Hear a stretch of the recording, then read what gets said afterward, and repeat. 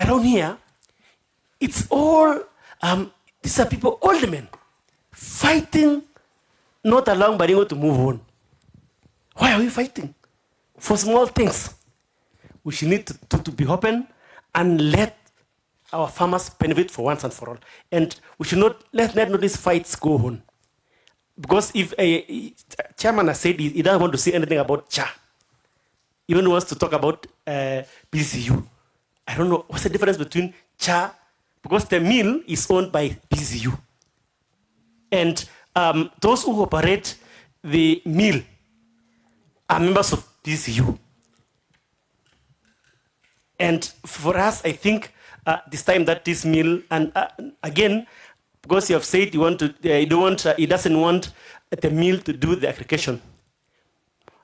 Is it that Tuganils wants to control the other cooperatives who want to bring their coffee to the mill?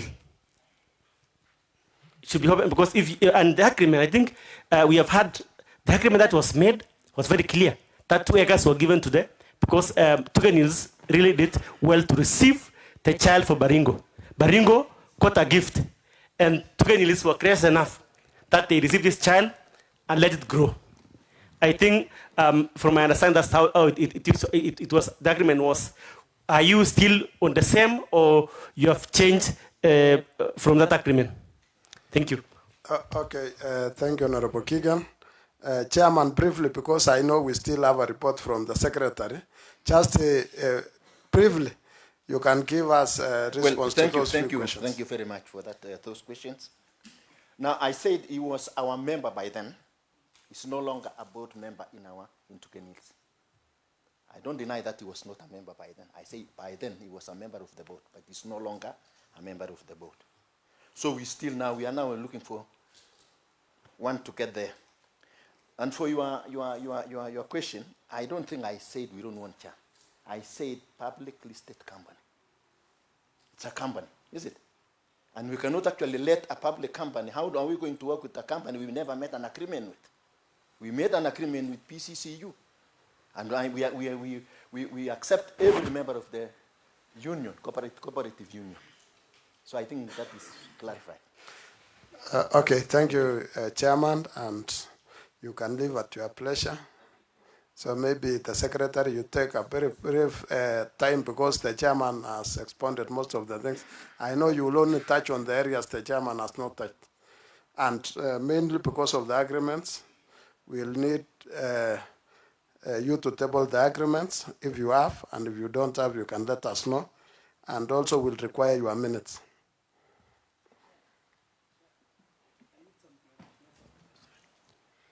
Okay, maybe, I don't know whether, let him finish, then I'll give you the opportunity. But Chairman, thank you. Okay. Thank you. Okay, he's saying that the CS want to make some clarifications before the chair leaves. But we'll still be here as no, because the chair wants to leave. If the chair will remain, then we can. But because he wants to leave, we can give him 1 minute to make a clarification while the chairman is there. When Chair, I just wanted to make a clarification. When we were implementing, in our terms of reference, the last term was on a mode of management. And you've heard very well that the mill belongs to Baringo County Cooperative Union, which is owned by the farmers. Why did we choose Baringo CHA Coffee Mill? We realized that PCCU may be doing other activities, not only coffee. And we also, as a committee, we look through and we say they may be having other debts somewhere. So we say to make the mill semi-autonomous or to be independent so that any liability owned by PCCU will not affect the coffee farmers. We opted to separate the name. The Baringo CHA mill belongs to Baringo County Cooperative Union, owned by, but in terms of management of the union and management of the mill, there are two different entities to protect the mill from other external liabilities. And that is why it's that name. It's not a private company per se. I just want to clarify that, why that name is that way. So thank you, Karibu Bana Secretary. I think the clarification is clear.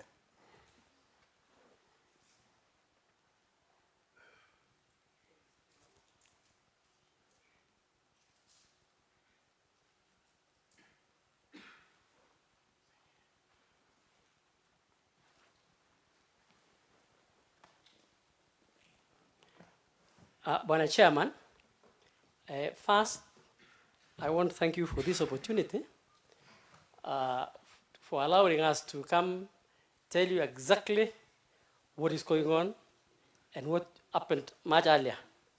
Now, to begin with, let me talk about the issue of land. The land where Tuken Hills occupies, together with the mill, was allocated to Tuken Hills way back in 1969. The only issue was that it was not decasseted. The other thing again is that this land is not surveyed, so that should somebody talk about the map and so on, those are just drafts. It is unsurveyed land even as we speak. The issue of rent came about because of the Kenya Forest Act 2005, which took up all assets belonging to the Divan Forest Department. So, Tuken Hills continued maintaining its 4 acres, paying annual rent to the government. In fact, even before the advent of the Kenya Forest Act, Tuken Hills continued paying that rent. Now, let's come to the mill. When a chairman, I have the advantage of coming from Osen, and I have the advantage of being a vice chairman of Tuken Hills when this idea of the mill was mooted. And let me give you the chronology of events. First, when a Korean team offered to construct a coffee mill, courtesy of what Mr. Jipto said. And then the place they wanted to place that coffee mill was at Katimog, Tuken Hills. They requested Tuken Hills. But the request came from PCCU, Baringo County Cooperative Union. And then I was the vice chairman. So our chairman was going to meetings, and finally when he came to us, he said, PCCU have requested for 2 acres of land, and that they would be paying a rent. And we have documents, it's documented before he left. And I want to say, Bwana Chairman, some people here were scared of taking an oath. I'm prepared to take an oath because I want us to get to the bottom of this thing. So, this Korean team, together with Cha, came to Gatimok, and a foundation stone was laid. But after a very short time, there was a change of guard in the county government. When that change of guard came, now the whole idea went into limbo. But we waited, and then all of a sudden, we were told the team were now opting to move away from Gatimok, and they wanted to construct the mill elsewhere. They said Lamaraville, I don't know, Nakuru. So there was that push and pull. Eventually, we made a lot of noise. We said, if this mill cannot come to Gatimok, then we will not be part of it. And then as we were moving along, there was an idea that there is money which is supposed to be used to purchase land. And people were looking for land. And then, as we made the noise, then Reverend Cha came. There was a team of pastors who went to Korea. One of them, Reverend Chirchir. and 5 others, was it 4 others, the whole 5. So they came and Cha said, now, on my part, I'm prepared to construct the coffee mill. Those who have gone can go, but he was prepared himself to assist us construct the coffee mill. So, the formation of this implementation committee was put in place. And we started now. Kindly, Pana Secretary, Yes, sir. Summarize on the part of the land, mainly, because be specific on the issues. Correct. We are asking, leave alone the ESAs and, It's not and, ESA. and the others. It's not ESA. So just to be specific on what you have asked. Correct. So on the issue of the land, like I told you, there was the first agreement with BCCU. And they even... Do you have the agreement? Of course, there's an agreement and a letter from our former chair. Do you have them here or you will bring them later? I'll bring them later. Okay. I'll bring them later. So, when the implementation committee came into place, then construction was supposed to start. So before construction started, then there was an MOU between the county government, Reverend Cha, and Tugen Hills. Tugen Hills on behalf of PCCU. All these things we were doing on behalf of the PCCU. So, do you have a copy of the MOU? yes, I have. So I'll tell you. you'll bring with the other documents? Yes. Okay. And then now, this MOU had even exit clauses in it. One being that the mill will run just for 1 year with a small board, and then it exits. It's handed over to the farmers. That's what the MOU is saying. Handed over after a year to the farmers, who in this case, Tugen Hills and PCCU. In fact, when you look at the agreement, it's Tugen Hills / PCCU. So, when it came to, in that MOU, there were specific roles. The county government was just to create an environment. The donor, who is Cha now, was supposed to give money for purchase of the plant and construction of the mill. I mean of the structure. Tugen Hills were asked to do certain things. One of them, to work on the road. Number 2, electricity. Number 3, perimeter wall. Number 4, environmental impact assessment. And these were done. We spent money on this. Now, when Cha came, somebody asked about the entity. Okay, Mr. Secretary. Yes. You said to spend money on those issues. Can you quantify the money? Can you be able to give evidence? Yes, we'll be together with the evidence.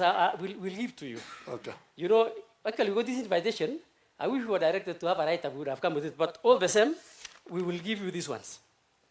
And then now, as we were preparing to implement, then earlier on, the other team had said they wanted 10 acres of land from Kenya Forest Service. So when they wrote that letter to Kenya Forest Service wrote down and said, we cannot give you even 1 inch of our land.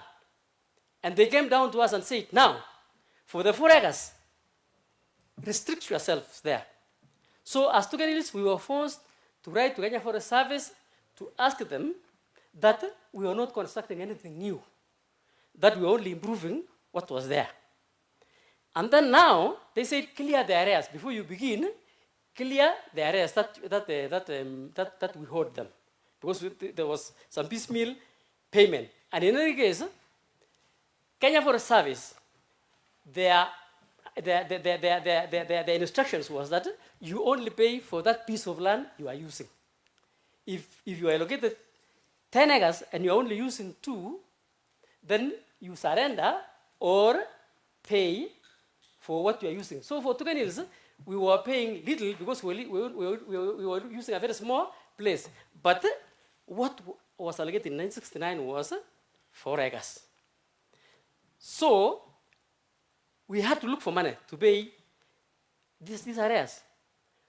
We approached World Best Friend, which was part of a CHA here. And they gave us 254,000 to sort out an arrears which had accrued from 2011. And we paid URA Segeisha. And we went on to pay. Mr. Secretary, Yes, sir. were you part of the implementation committee? Yes. In fact, And you are also differentiating yourself from them? no. Because you are saying you as Tugenils. You are not saying you as the implementation committee. Now- So can you be clear on that area? When Chairman, you see, I am in both. You see, the implementation committee, I was in the implementation committee and Tukenils at the same time. So when I speak about the implementation committee, I'm also there. Tukenils, I'm also in. So But you really- cannot act for both of the entities at one time. At one time you are acting for one, and at the other time maybe you are acting for one. But in this case now, you are trying to differentiate yourself from what the other parties are saying. So can you be clear to us so that we can get the facts right? On what part now, Madam Chairman? On because now you are saying you approached. Did you approach the World Best Friends as Tugenils or as? Oh, as Tukenils, sorry. We approached World First Friends as Tukenils, and we have a letter to that effect. And even, if you don't interrupt my line of thought, Just a note. just not. Just a note. Don't. And of course, we even have a letter from the county government to the World Best Friend, acknowledging that they were able to assist Tukenils clear the rent. So when the issue of what we call implementation came in, as an implementation committee, At this point, Honorable Secretary, I think you need to take an oath. correct, yes. In Yes. fact, I'm not scared of the oath. Kindly. Please, bring it. Later, Chichir got scared, but I don't know, labda kuna kitu naogopa kidogo, but let's have it. Let's have it. Yeah. So as I wait for, can I continue as I wait for the oath? No, just wait. Just hold on. Okay.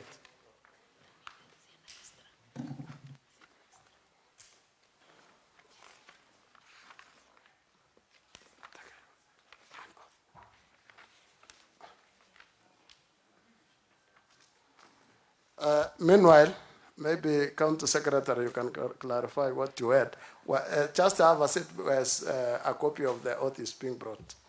Kindly, Mr. Secretary. Thank you, Pana Chair, and members who are here. With me is the MOU.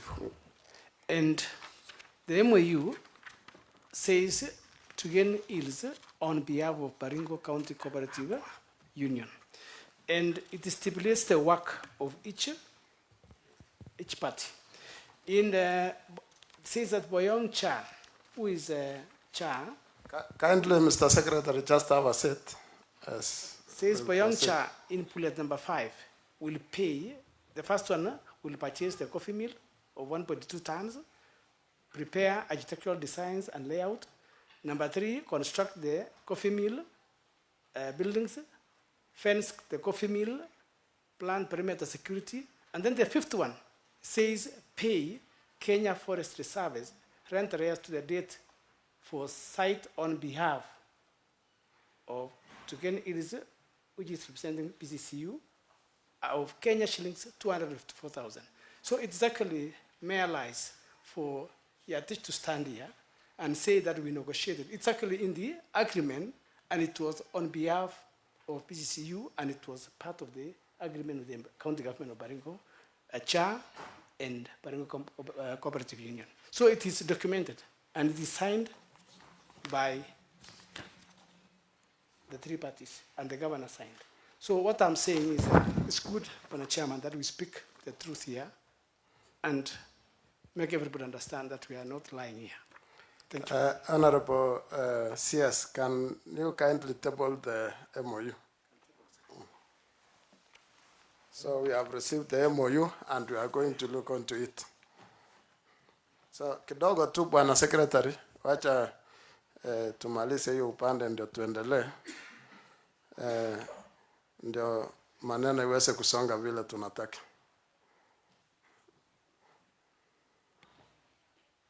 So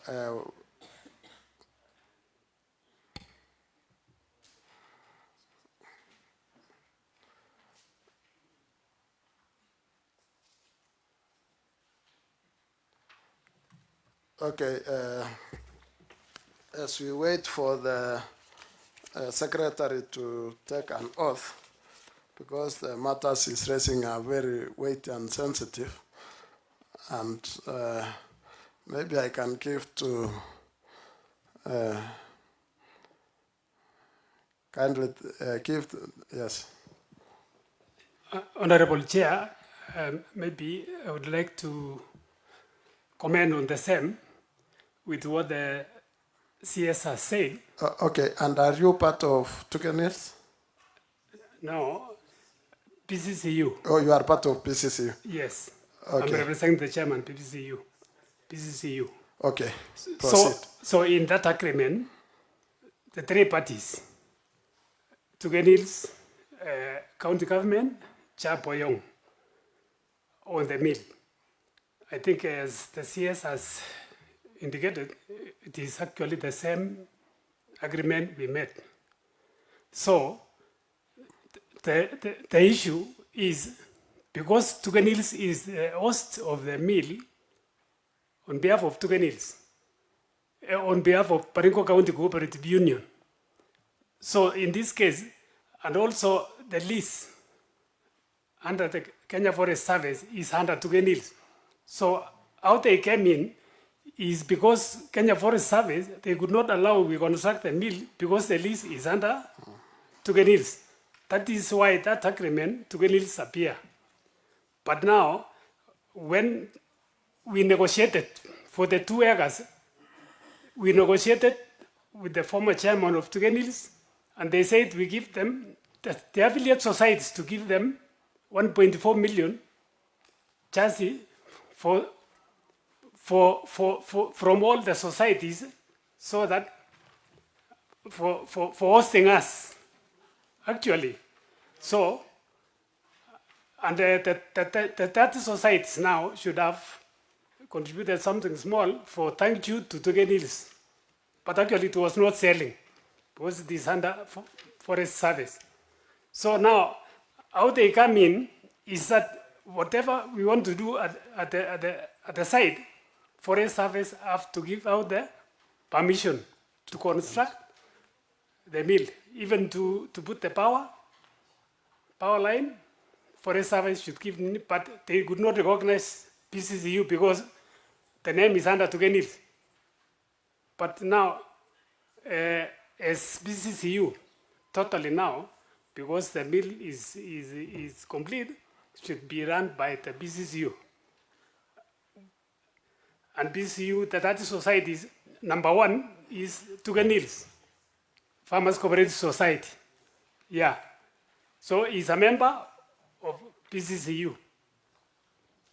So maybe the affiliate society will say now, PCCU, what shares will we give you because you hosted us? That is only the difference. Thank you. Okay, thank you for that clarification. It's very important. Mheshimiwa Simon? Maybe Chairman, Vice Chair PCCU, you have highlighted here that you are supposed to pay 1.4 million to Tugenils as an appreciation for hosting the factory there, the mill. Now, until now, the point of dispute between you and the Tugenils is the 1.4 million, or there is another thing. Because now, have you paid that 1.4 million, or is there an agreement which you made that you will pay them? An agreement with the county attorney our late county attorney, which was Teletarus. So they had requested 4 million, but we told them now, the union, you are members. So we finalized with 1.4 million. But we have not paid them as affiliate society because the mill had not been handed over to the union. So that is the challenge. Document you signed. Is there a document you signed pertaining that? Yeah, I think it is at the county attorney office. At the same time, Tugenils have that agreement. PCCU you don't have? Yeah, we had. So maybe the secretary. Can you avail that document to us through the chairman? Secretary.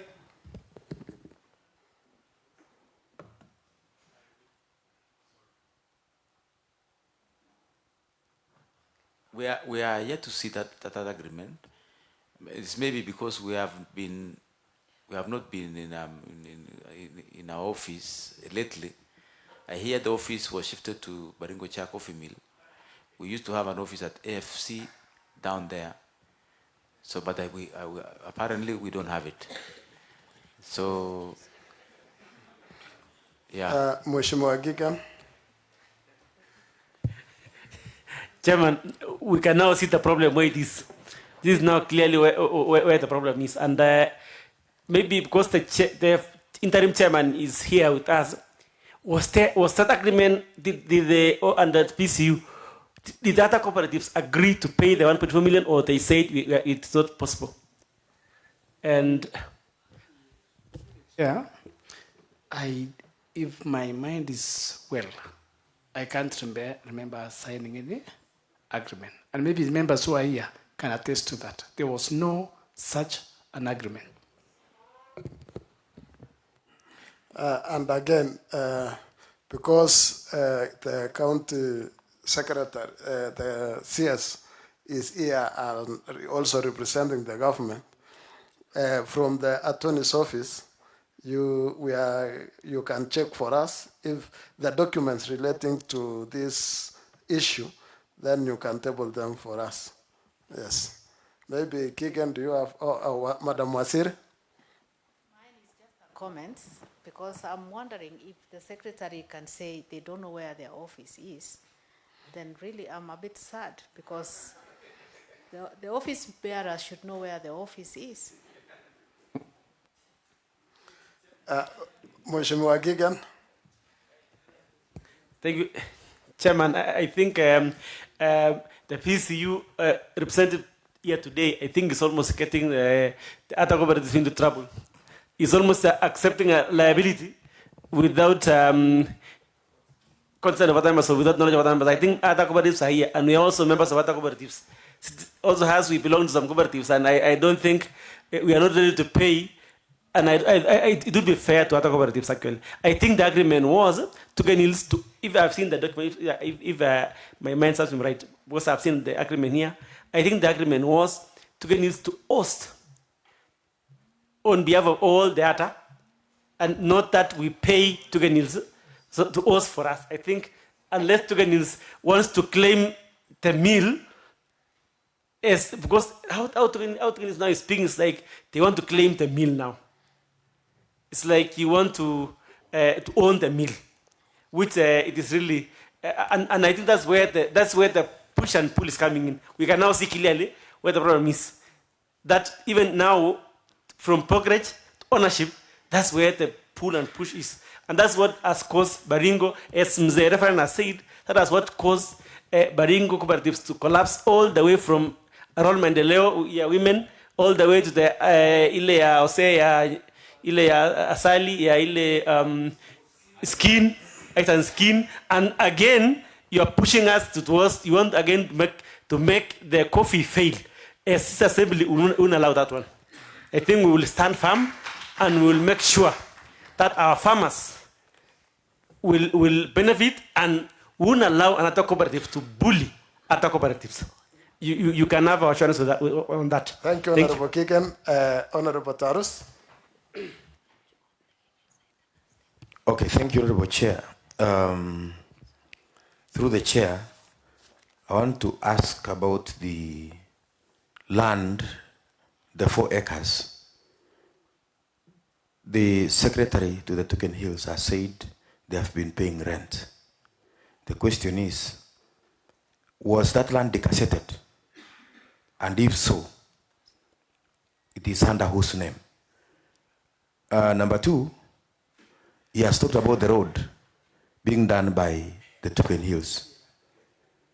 I don't know under which mandate, because I understand, from my understanding, the making of roads, we have the classification of roads, and normally it's either under the Kera, the Kura, the rural roads, and they are the county roads. So maybe you should be able to clarify that.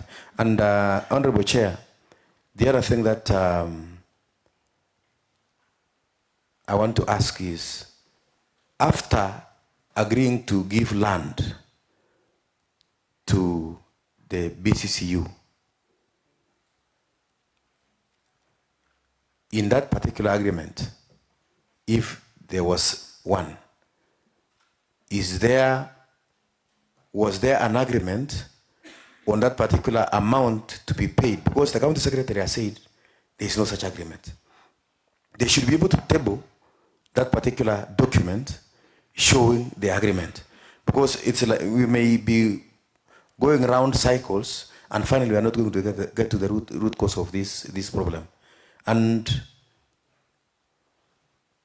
all cooperatives, as per my understanding, are under the BCCU. And therefore, the Char Coffee Mill is owned by the BCCU. And the Tuken Hills Cooperative Society is part and parcel of the BCCU. And therefore, there should be no reason why payments should be made to the Tuken Hills. That is as per my understanding. Thank you, Honorable Thank you. Tarus. I'll give 1 minute, but there is only one thing I just wanted to clarify, is that some of the cooperatives might not have signed up to BCCU. They might be operating independently. There might be some. So I cannot really say if all the cooperatives are on the side of BCCU. So, Honorable. Thank you, Honorable Chair. We are realizing there is a problem with the BCCU itself again. There is two teams in BCCU. There are who are for the coffee jar and those who are associated with Tuken Hills. So that is the difference, what we have seen today. Number two, Honorable Chair, this agreement they made, I want the Secretary to tell us, when he was the chairman in the previous board, there was no problem at all. This complaint was not there. When they were removed from the board, these things arose. And maybe I'm a person who comes from that ward, Kapartonjo. And the election was done, and these people were brought to be the board members. But because of dissatisfaction, this other team which was removed, they have decided to paralyze completely this team from working. And this is now what we are, as members, we want to solve. Because ndume wawili wakipikana, wenye wanaumia ni nyasi. Na nyasi ni wakulima. Na sisi, we are the representative of the people. And we cannot allow two fractions to fight with an expense of our people. So it's high time in this meeting, the report we are going to make is for the interest of the people, not for the interest of these two people. Thank you, Honorable Speaker. Thank you, Honorable Saimo. And I want to get back to, through the CS, I want to get back to Maina. Because now, the secretary, just hold on, Pana Secretary, the oath is being brought and you will proceed. We are just only trying to see where we can, Honorable Mr. Maina, now because you are the prefect, you are the referee. because now the secretary of the union doesn't know where the officers are. Might you, in any case, as the referee, know where the officers of this board of PCCU are? Because obviously you are the persons who oversight this department and who see that these people are legally on track. Because now we are seeing a lot of problems on the side of PCCU, and now you as the referee, might you in any case have something to tell us?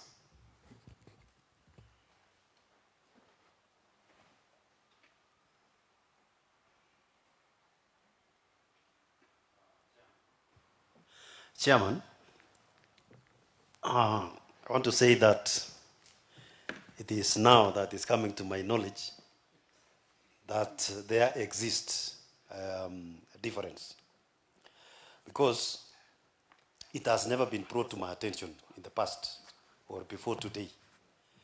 I'm hearing it for the first time now, that the secretary seems not to know where the office is, but it has not been brought to my attention. But given the discussion which has gone here, and even as Honorable said, it is now coming out clearly that the committee, the board members of BCCU are divided.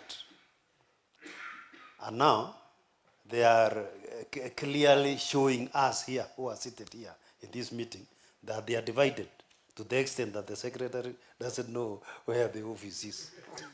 And then according to the cooperative, the way the cooperative societies are run, the secretary is the one who does communication.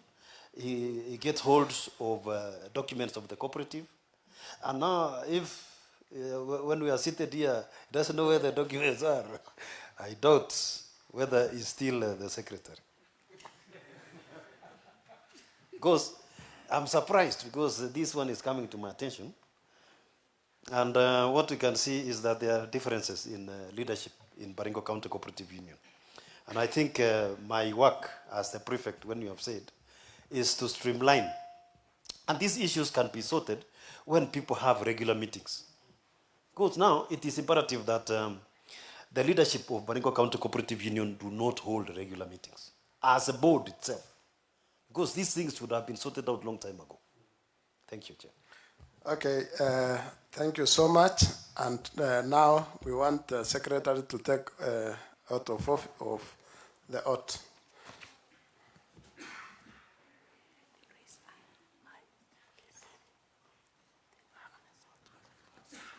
I, Mark Yatik, do swear that the information that I'll give to this committee is the truth, the whole truth and nothing but the truth. So help me God. Before you proceed, Madam Secretary, yes. I just want to, through the CC,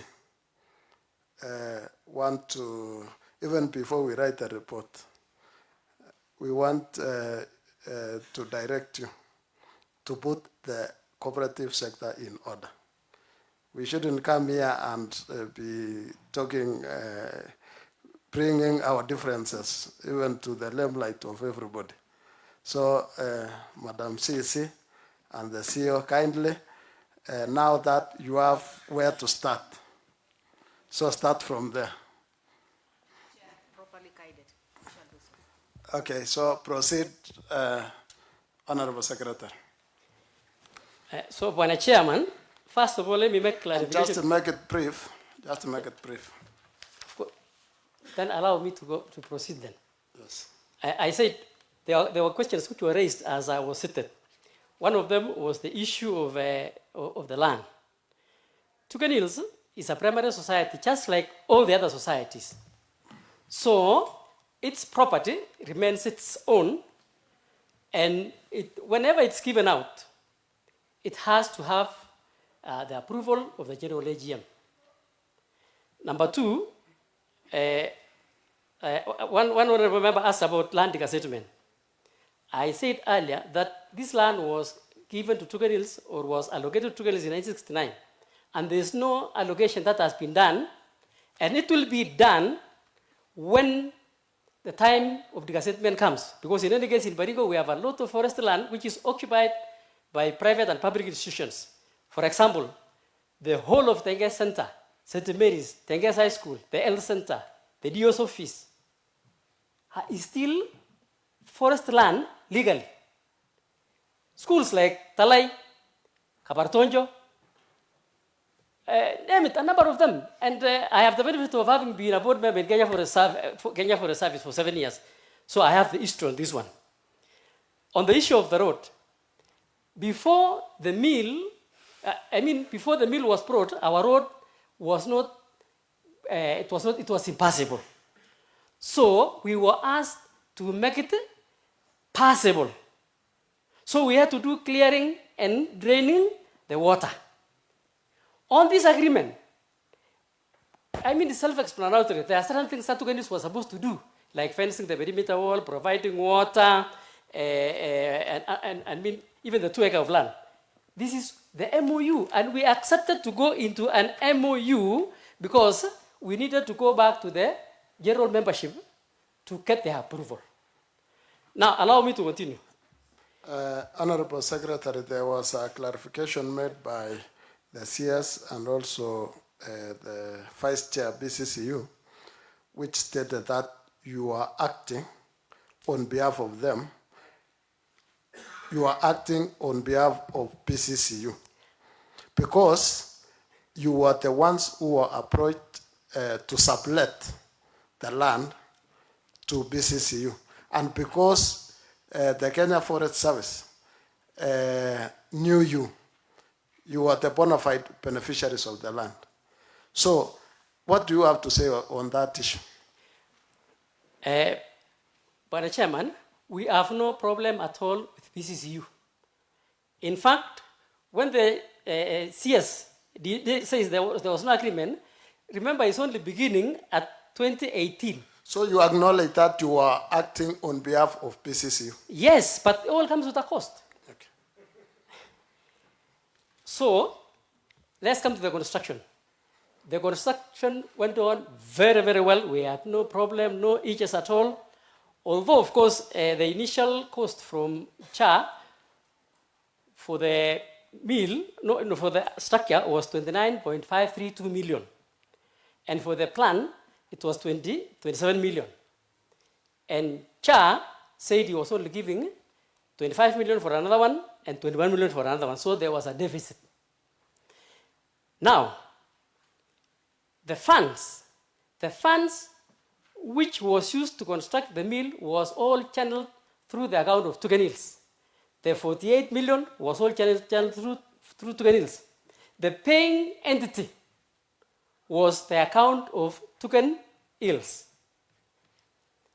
We went on constructing this mill. We went on paying without any hitch.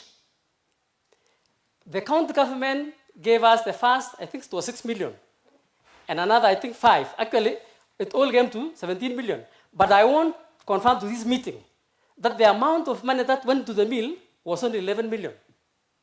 All the others went back to the department, and we have accounts to prove this. We have the statements, the bank statement we have.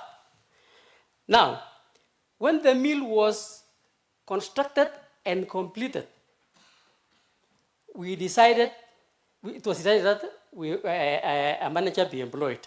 I was part of the team that interviewed people for position of manager. So, milling started late when already coffee had been taken. So we milled the first coffee, and before that first, there was a milling license. The union, we ended in an agreement with the union that they get or they apply for a milling license, because according to this agreement, one of the issues, number 6, condition 6, was that we apply for a milling license for operation. But then, since we are working with PCCU, we went to the attorney's office, we wrote an agreement, we told PCCU, apply for the license. So the PCCU applied for the license. In fact, they collected money from among societies, which came to 100,000. The license was applied, the one the manager has given you. So we began milling as Baringo County Cooperative Union. But before we could mill, we realized we did not have funds to begin operations of the mill. And this is where the problem started. We requested Cha to give us a little money so that we can run the mill. But he said he can only give us as a loan. And this is what this was not mentioned. So, tukapeana documentation ya PCCU. Wakasema pana hawezi pitisha pesa hapa. Tukapeana ya Tugen Hills. And then, as we were expecting or we were waiting to get the money, in fact we had requested for just 2 million. As we were waiting for this money, then the manager called us and said, see, Cha has said he cannot channel this 2 million through PCCU. And he cannot also channel it through Tugen Hills. We said, what? But the man gave 48 million through Tugen Hills. The county government have also given 17 million, although they took some part of it. And there was no question about that. And he said, now, let's start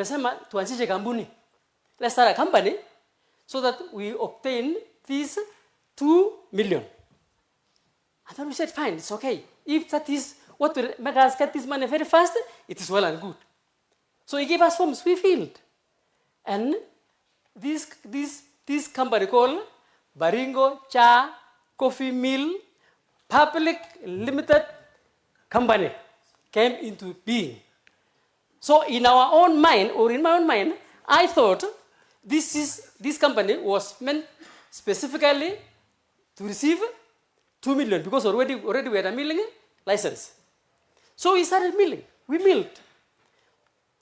The first coffee, which was sold to Korea, 38,400 kilos. When I was called to sign the agreement that releases the coffee, I realized that it was not Baringo Cooperative Union. I said, but what? How do we have a public listed company managing our mill when we had gone to Nyeri on benchmarking and we saw the systems they had started? They even told us they began as a society or as a union mill. And after some time, when they wanted to obtain a loan, they registered a private company. Then I realized, now, watu wanataka kulia hapa. Vita ikaanza hapo. We said, no, this cannot. Baringo County Cooperative Union Limited is a body capable of being sued, and it can also sue. We looked at the CR12. Our names were not there. PCCU was not also there. And the company was a public listed company, like Mheshimiwa Hu, the salary that asked. This is a company that trades, or anybody can acquire shares. So the major point of contention has been this particular company. And Bwana Chairman, I won't tell you, without fear of contradiction, hapa ndio mahali wakulima wanakuliwa. This is where the whole theft begins. And I'll demonstrate this. The first coffee which went 38, 400 kilos, the manager took it. Ikabaki kawa ingine Cha alikataa kuchukua. It took us time persuading him. It took 3 months, and the farmers were on our necks. So finally, we looked for buyers. We brought the buyers to Gatemok. We negotiated and agreed. Now, we said, sababu mimi ndio nileta hawa customers, wakati kawa imeenda, then something in my mind clicked. Hii kawa ikienda potea na mimi ndio nileta customer, na sijaona pesa kwa account, si mimi nitalaumiwa. Watasema mimi ndio nilifanya uwizi. It was on a Sunday. Nikaingia kari moja because there were 3 lorries. Nikaingia kari moja. Tukaenda mpaka Nairobi. Kufika Nairobi, when the coffee was weighed, there was an excess 322 kilos, which translates to about 5 bags. And 5 bags is a lot of money. So we started weighing. Unakuta kuna ingine iko na 65, ingine 63, ingine 67, whereas the standard what we call weight of a pack at the auction is supposed to be 60.8. The 0.8 ni ya kunia, 60 ni ya kahawa. So I told the manager, how come? Why are you having excess? He told me, maybe our weighing scale is faulty. Then I said, fine. If the weighing scale is faulty, where will you call last month 38,400 kilos? Where will you declare excess kilo ngapi? Akasema ilingana. Then, for benefit of doubt, we came down, we had a meeting. Hata wasi wanajua. We declared that we get 45,000 for the calibration of the weighing scale. That took us time. Ilinyesha, maji ikajaa kwa nini? Kwa weighing nini? The weighing bridge. Lakini wakati tulitoa maji, 48,000 tukaiweka. For 45, not 48, for calibration of the machine. And within the same period, you know, the government, the regime had changed. That changed. So, the government gave us 7 million to clear certain debts.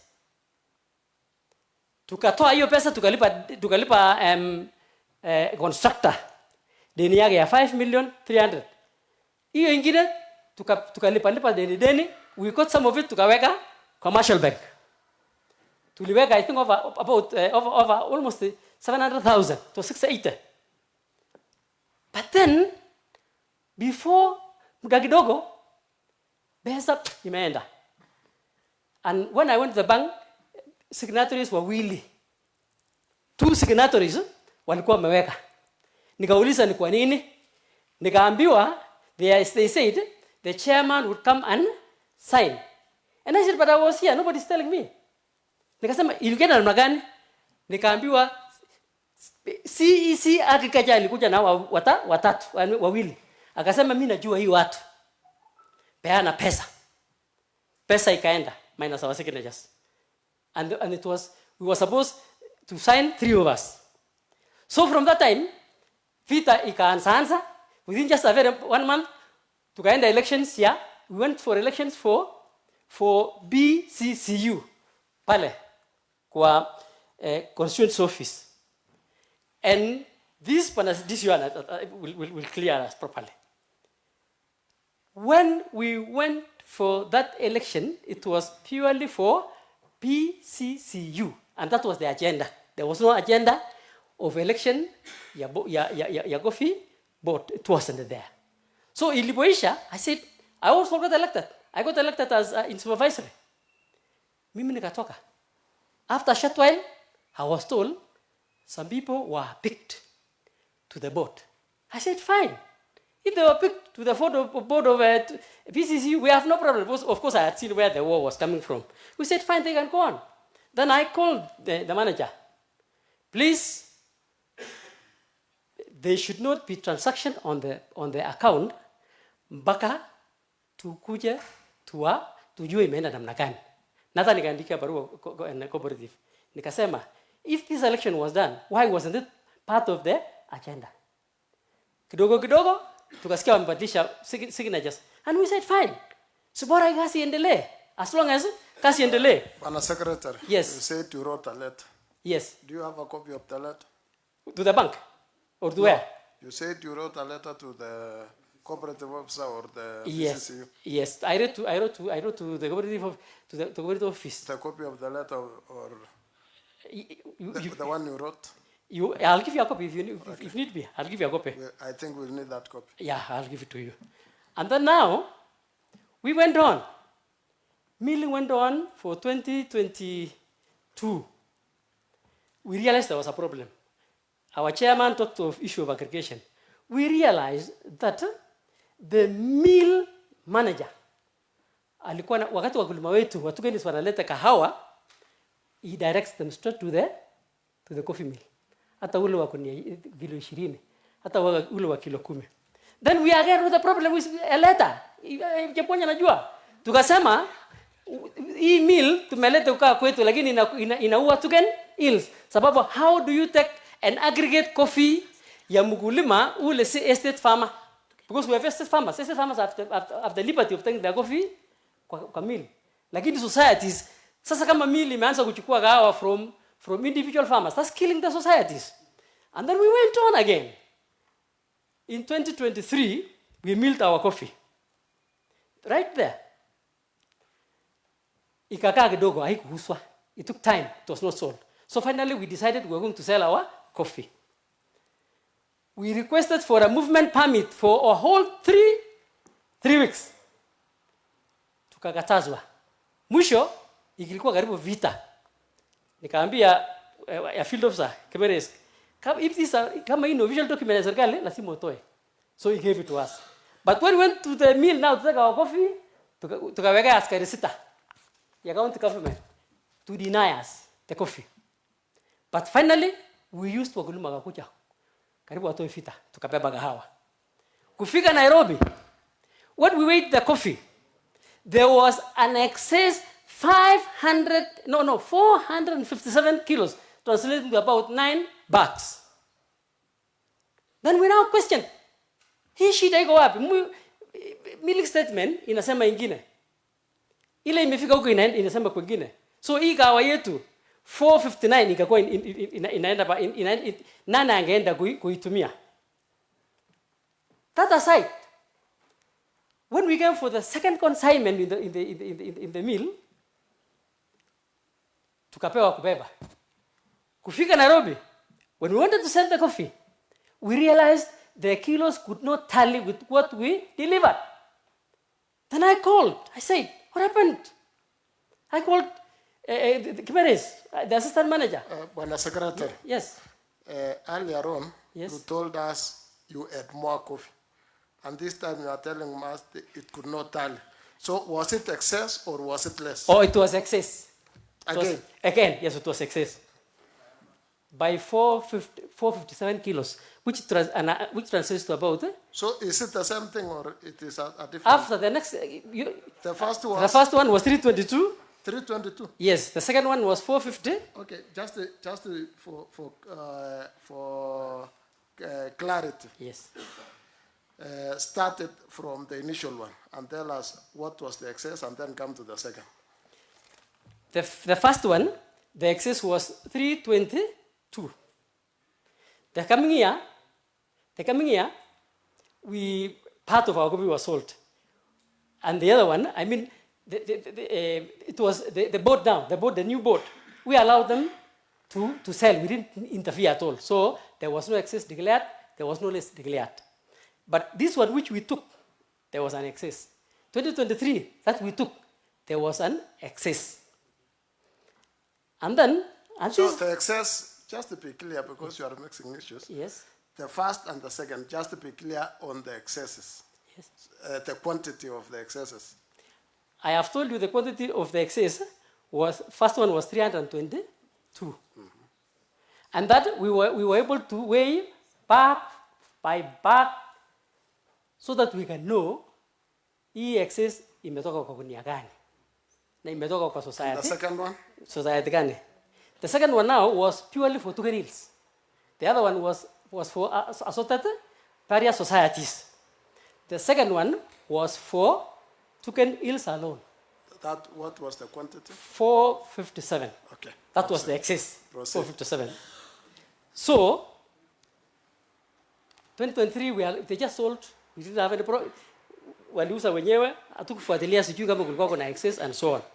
And I want to say, Bwana Chair, ya kwamba this company called BCCM is a special farmers vehicle.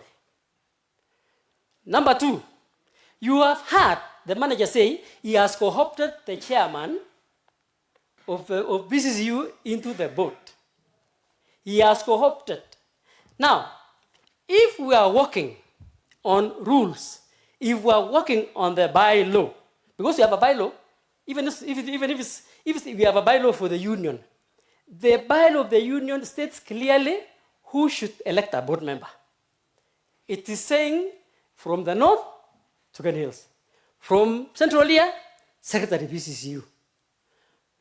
Baringo South. And then Koibatek and Mogotio combined. And then the estate farmers. And then the church. And then Osen community. And then the government and so on. Now, seriously, Bwana Chairman, if indeed we need to run this mill as a farmer's mill, then what needs to run the mill is the BCCU. And we have no problem, we have no objection. But what I want to bring to your attention again is that the chairman was taken to BCCM, that is the mill, for manipulated purposes. So that asikuena sauti pale. And it is the BCCM which has brought about all this sharp division. Union used to be mpaka wakati wa China who died in COVID-19, the COVID-19 pandemic. But we had no problem. Now, the divisions that we have in here caused by the BCCM. This is where the problem is. And specifically so that this thing can benefit a few people. We have written several letters. I'll give you copies. I'll give you copies of those letters. We've written even to the governor, we've written to even agriculture, even the county attorney. So, Bwana Secretary, yes. I think you need to wind up. Yes, I'm winding up, Chairman. Kindly wind up, but before maybe I have a clarification. Yes. On, I still want to go back. Yes, sir. So you acknowledge BCCU, but you don't acknowledge BCCM. Correct. That's you are right, Bwana Chair. Okay. Yeah, because it's given us problems. Proceed. Yeah. So as I wind up, Bwana Chairman, in fact, or notwithstanding the fact that PCCU did not have money, we didn't have a problem with them. We said we will work. PCCU will work with us, and they'll see how to compensate us along the way. In fact, even at one point, I had suggested in the implementation committee that when it comes to the time of allocating or buying shares in this plant, then what is supposed to have been paid to us can be converted into shares. That is that's the proposal we had given. Okay, so kindly be winding up. Kindly. Yes. So in as 2 minutes. Yes, Mr. Chairman. So as I went, it must also be noted clearly that when we were constructing, Tugenis was injecting in money for NEMA, for the fans, for all this. I mean, and in the process again, we had structures that were removed and we were promised a compensation. But this we can work out amicably with PCCU. And as long as we have noted that point. Yes, and one last problem.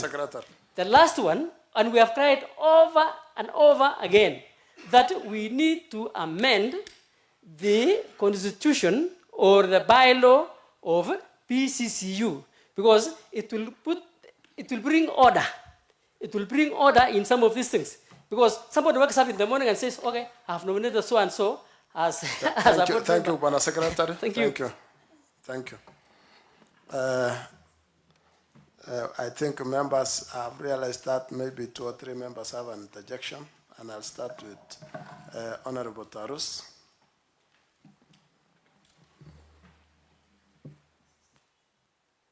And honorable members, let's observe time. So be brief.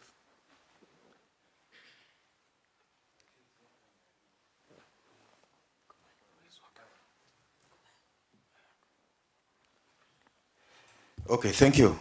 First of all, I want to seek clarification on some issues here. One, the secretary has said some money went to the department. I want to ask how much and what was the purpose of this money. Also, state the month or the date and time when this money was transferred. And I don't know whether you are told the reason behind that, because that could be a leeway to lose money. Two, you said that there is someone which was withdrawn without your knowledge as a signatory. How much was withdrawn without your signature? And thirdly, is the question of PCCM. You have issues with BCCM, and I want to believe that the work of this committee is to come to the root cause of this matter and resolve. So if in case the problem is with BCCM or whichever body, then it should be sorted out by this committee. And I want to believe, Chair, that we also need an explanation on the excess number of kilos, because if there was an excess in 2 years, and in 1 year there was no excess, that's in 2023, then we need an explanation on that, because by the end of the day, if there's an excess, that means the farmer is losing, while there is somebody somewhere who is gaining from the sweat of the farmer. Thank you, Honorable Chair. Honorable Simon, just to be brief. Okay, thank you, Chairman. Today I've had a lot of interesting stories here. It's very interesting. Even now, I think this house, because we are like, when we are sitting, we are like a court, and the judgment which will come out of this house, this committee, it's either it will kill this cooperative, these societies, this mill, or it will make this mill to stand for the rest of for the interest of the farmers. The secretary had said something. He said they were paid, they were given all monies which was done for construction of the mill came through to Ken Hills, which I don't think anybody is disputing that is true. The 48 million went through the coffee mill, through the Ken Hills. Now my problem is, he said that he's making an allegation that 17 million was given out by the county government of Baringo for the construction of fencing and what and what. And this money was received by Tuken Hills as 17 million. And now it's part of the Tuken Hills. He said they only remained with 11 million. The other 6 million was taken back by the department. He has not explained to us that how was that money taken by the department. And which department? Is it cooperative or agriculture? So that we can know the truth. Number two, he has made an allegation that when the Tuken Hills took the coffee to the market in Nairobi, he said they got the excess of about 322 and again another 457. Is it a word of mouth, or do you have a formal thing showing us that that is excess, which is showing us what is measured is this one, and what we have measured in Nairobi is this one, so that it will not be a word of mouth to pin somebody? Can we have that clarity, and do you have evidence attesting that? Number three, you are a member as the secretary. You are a member of the BCCM. In fact, you are the interim board at that time, and you have shares as Yatich, Mark Yatich. You have shares in that BCCM. What initiative have you taken? Have you relinquished those shares since you are removed from the board, from the previous board? Lastly, as the Tuken Hills, you have said you don't have a problem with PCCU. Your problem is the BCCM. who are running the coffee mill now, from your advice, what can you advise from your advice? What is your way forward? If you are being told to advise this committee, what is your way forward? Is it that you want the Tugenils to run this thing? You want the BCCM to continue running? Or you want the BCCU to run as an independent institution? And how do they run as BCCU? Because now the BCCM is running on behalf of BCCU. How do you separate BCCM and BCCU and they are one organization at the same time? Because it's a delegated authority. BCCU has given BCCM to run on their behalf. Is that not true? Now, if you say now you want to separate BCCM, you have a problem with this BCCM. That means again you have a problem with BCCU. So how do we separate that? Honorable Simon. Chairman. Wind up. So, lastly, I want to say this. Because because all of the interim officials who are here now, who are interim officials, they are about 98% are here.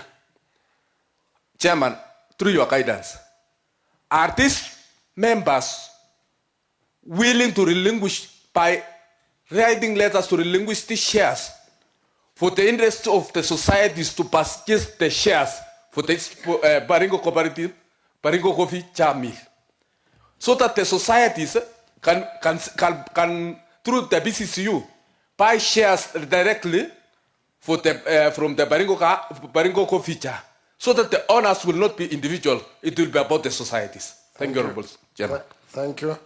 Gigan, 2 minutes kindly, so that we can wind up. Okay, thank you, Chairman. I think mine will be brief because many has been said, but my only interest is, and I want to thank the Secretary. He has really made this case clearly, and I have seen and I've now known why in Kipkelion we have farmers from Baringo taking their coffee to mill in Kipkelion. Yet we have a mill here, and on the issue of 1.17 million, that sum was taken by department. I wish a department has a name, and the person who requested, and maybe we should have an official request. We need to know that. And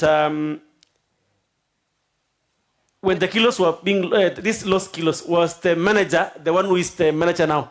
He was the one. He will tell us if he was the one, and the manager also will have to tell us what happened really, and. On the KCB withdrawal of funds, and that's a serious case which really I think we'll need to pursue further. My main issue only on this, because I've seen you've really denied, you don't want anything to do with Baringo Char Coffee Mill. And I've seen that's the main condition among these members. If this BCCM shares transferred to PCU, which is farmers, and will you accept now if these shares are transferred from these members relinquish their shares, which in any way they are nominal shares, they didn't buy anything, released to PCU, and then PCU now they will find a way to take it to farmers. Will Togolese accept? Because if they don't want anything to do with this piece, but now the person who will do the marketing now will be PCM. No, the person who will run the mill. Which means if this under other shareholders, you will now accept as Togolese. I think that's so. Thank you, Honorable Keegan. I think before I give to the Secretary, I want to give to the chairman, to the manager of the mill, maybe to make a few clarifications. Just hold on, Bwana Sitoi. Wacha tu tuendelee kidogo. Karibu sana, manager. Thank you, Chair. Maybe on the onset, if Chair, the member is, I think the problem is not BCCU with the member. I mean BCCM, this is the manager. I think that if the manager is taken out, I think BCCM will be smart. Yeah, you will have no problem with BCCM at that moment. You can agree. Now, Let me go to the 9th of December 2021, and these are minutes Chair will provide, where we are about the member Mark Yatich was present. A minute, and the minutes were taken by Agriculture, Mr. Macau, and the minutes of meal operation, Chair. The mill manager informed the meeting that the mill was not ready because there was power, there was less power, the cable was not correctly rating. That's my report I alluded to earlier. And I gave a proposal, what was to be done. Then to the last, the other minute was, His Excellency the Deputy Governor was chairing the meeting that time, was being deliberated, long consultations were done on the name of the mill. Ms. Oxil Kim informed the meeting that it was difficult to send money. Remember, Chair, before we started the mill, we borrowed $17,000, when alluded, for which can be recorded. We are paid $3,500. The balance is $13,500. So we are paying. Every time we export coffee to Korea, we pay. And that money is not for whatever we get from milling, which is to the money to the mill. We use it to pay, but not from the farm account. That's clarification. In that meeting, Chair, after the chairman informed the meeting that the union can introduce the registrar, can be introduced the registrar of society. The name Baringo County Cha Coffee Mill Limited was adopted, and the mill manager was directed to register Baringo Cha Coffee Mill Limited, a subsidiary of the union. The minutes are available. Mr. Yatich was present in that meeting. Kindly, you'll table the minutes yes, for the purposes of this committee. Yes, sir. Then, that was 2021. 2022, we operated together with Mr. Yatich and Nichem Jor and the other members, all the way to the end of the season, before elections 2023, under Baringo Cha Coffee Mill. So there was no issue. So the issue is the manager, not really the okay, what do you have to say on the issue of... I'm coming next now. Kindly be brief, because we don't have time now. Operations. We just want to wind up. Thank you, Chair. On the question of excess, there is no excess. What happens is, we mill coffee and we weigh in 60 kilo back here, and we have record.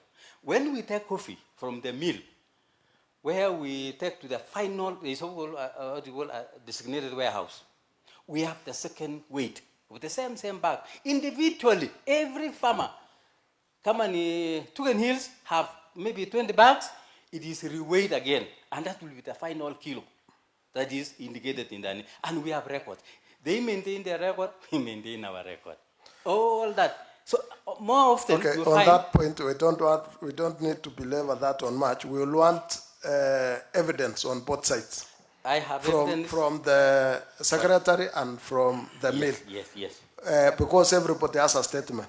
So we will require the statement. So leave that alone, because we will want the real facts. So Chair, I want to assure members that we are very straightforward, and we have records from the time he was there up to today. Leave alone when he was not there. We have records. Okay, thank you.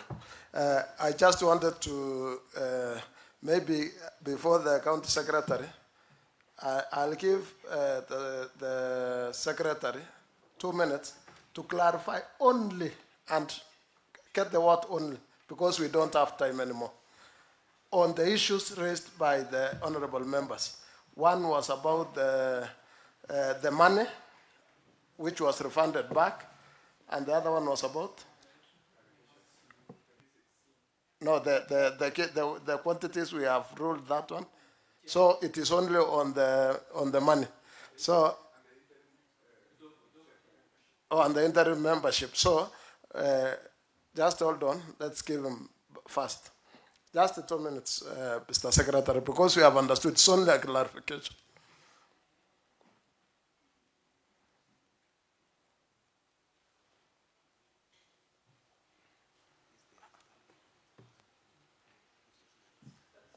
Chairman? Oh, okay. Now, I'll begin with number one.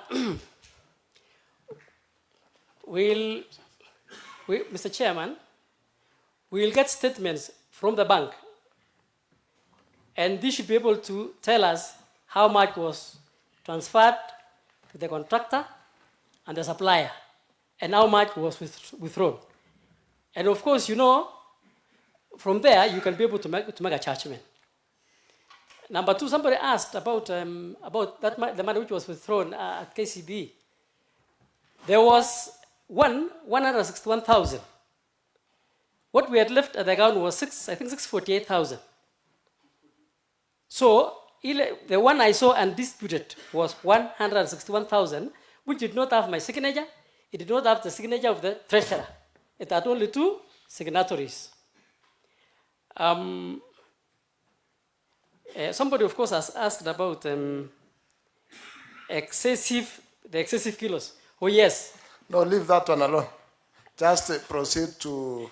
No, I wanted to confirm that we will table evidence because yes. A mill is supposed to mill and issue a milling statement within 24 hours before the coffee goes leave to that one warehouse. because we have requested. Yes. And then somebody asked again that the initiative, what initiative have I taken to relinquish the shareholding in BCCM? I want to say this. From the word go, I was against. I have said clearly, when I was called to sign the first agreement, which was something for 38,400 kilos, I said, no, this cannot happen. Because one, there's an MCA there who raised it ably, ya kwamba a public listed company anybody can buy shares, including non-coffee farmers. And suppose somebody comes out and purchases more shares, si atakuwa na veto powers. So mpaka mwisho mimi nakataa ya kwamba. Okay, it was specific. What yes. Action were you in the meeting which agreed on formation of BCCM? I said, Bwana Chairman, I said this clearly. No, that, just were you in the meeting? What happened? No, just were you in the meeting? Yes or no? But now, were you in the meeting? I'll give an answer. No, I just wanted to know whether you were in the meeting. We had asked for 2 million. No. And then, just a moment. Secretary, no, I won't go Okay. I just want to, yes or no. Fine, I was in the meeting, but this was a special purpose vehicle for only getting 2 million. Okay, yeah. You were in the meeting. Yes, but it was only. Did you object? It was just for getting 2 million. Okay. But, yeah. Okay, so leave that one alone. Now, yeah, I want to. Let's come to way forward. Yeah. No, time is not on our side. Yes. Because Secretary has said it was not for this BCCM. Yeah. Have you relinquished your position as the chairman, as the shareholder of that BCCM? How do I relinquish? I mean, this is something, an entity which is not supposed to run the mill in the first place. Okay, thank you, Madam Secretary. There was I think everything now is clear. I was noting his questions. I still have questions here. Kindly. One was way forward. He asked me. Kindly take your seat. So I leave this other question. Kindly take your seat. I want to guide you on time because we don't have time. Now we are running out of time, and in the next 20 minutes we should have wound up. So I just wanted to guide you to make prudent use of your time. Kindly. Only 1 minute to answer those questions. Kindly. Okay, Mr. Chairman. Way forward. Let's strengthen the union by making sure the bylaw is working. Number 2, the milling license should be obtained by the union. 3, the union should be able to engage personnel there. Because, so that was one. But finally on somebody has asked about, I think, operation or something like that. Now, it is quite clear that this BCCM has run for about 5 years, and it is not answerable to anybody. We are members of the BCCU. Thank you, Honorable Secretary. Your time is up. I'll now give 1 minute to the County Secretary and 1 minute to the CS. I think, Bwana Manager, you don't need to clarify anything further. We don't have time. Thank you. Thank you, Chair. I wanted to clarify one thing. The rehabilitation of the road to the mill was done by the county government at the cost of 1.6. So that is not true that Tugen Hills did it. And members over here can clarify to that. I wanted to ask the director of the Department of Agriculture to explain where the other money went. Because I remember the last 7 million which was given was to pay the balance of the contractor, if I can remember very well, and there was power outages.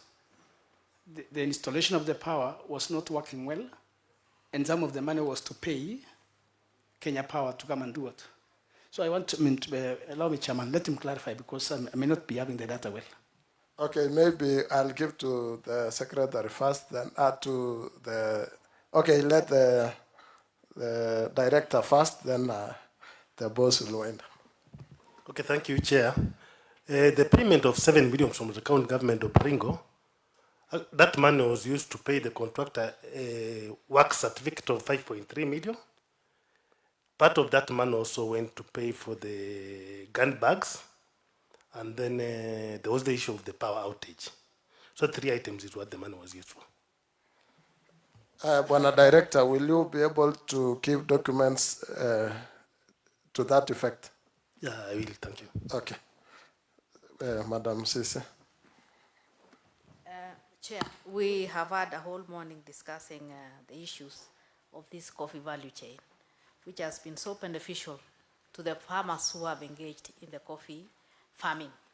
And I appreciate that. So as we go forward, when I made a statement earlier on that there are milestones in development, Paul says in the Bible, 1 plants, 1 waters, another one harvests. We have to be cognizant of these progressive milestones that we've had.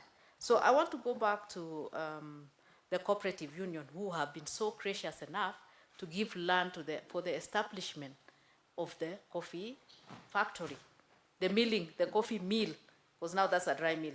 We need to appreciate that we have moved on, we have progressed. Let's not go back to the earlier,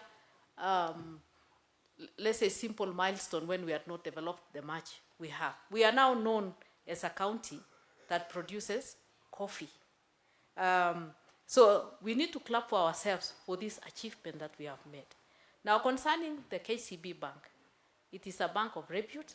They are able to state how they do their operations. That should not be an issue to anyone, and that one can be affirmed. Now, I have had an issue of saying the elections were shambolic. I have worked in the seed company. There's a time frame within which you can complain.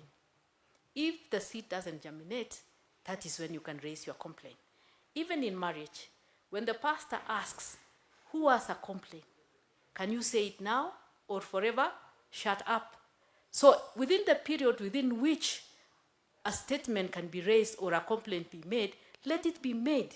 Let it not be like 3 years, 4 years down the line, then there are complaints coming in.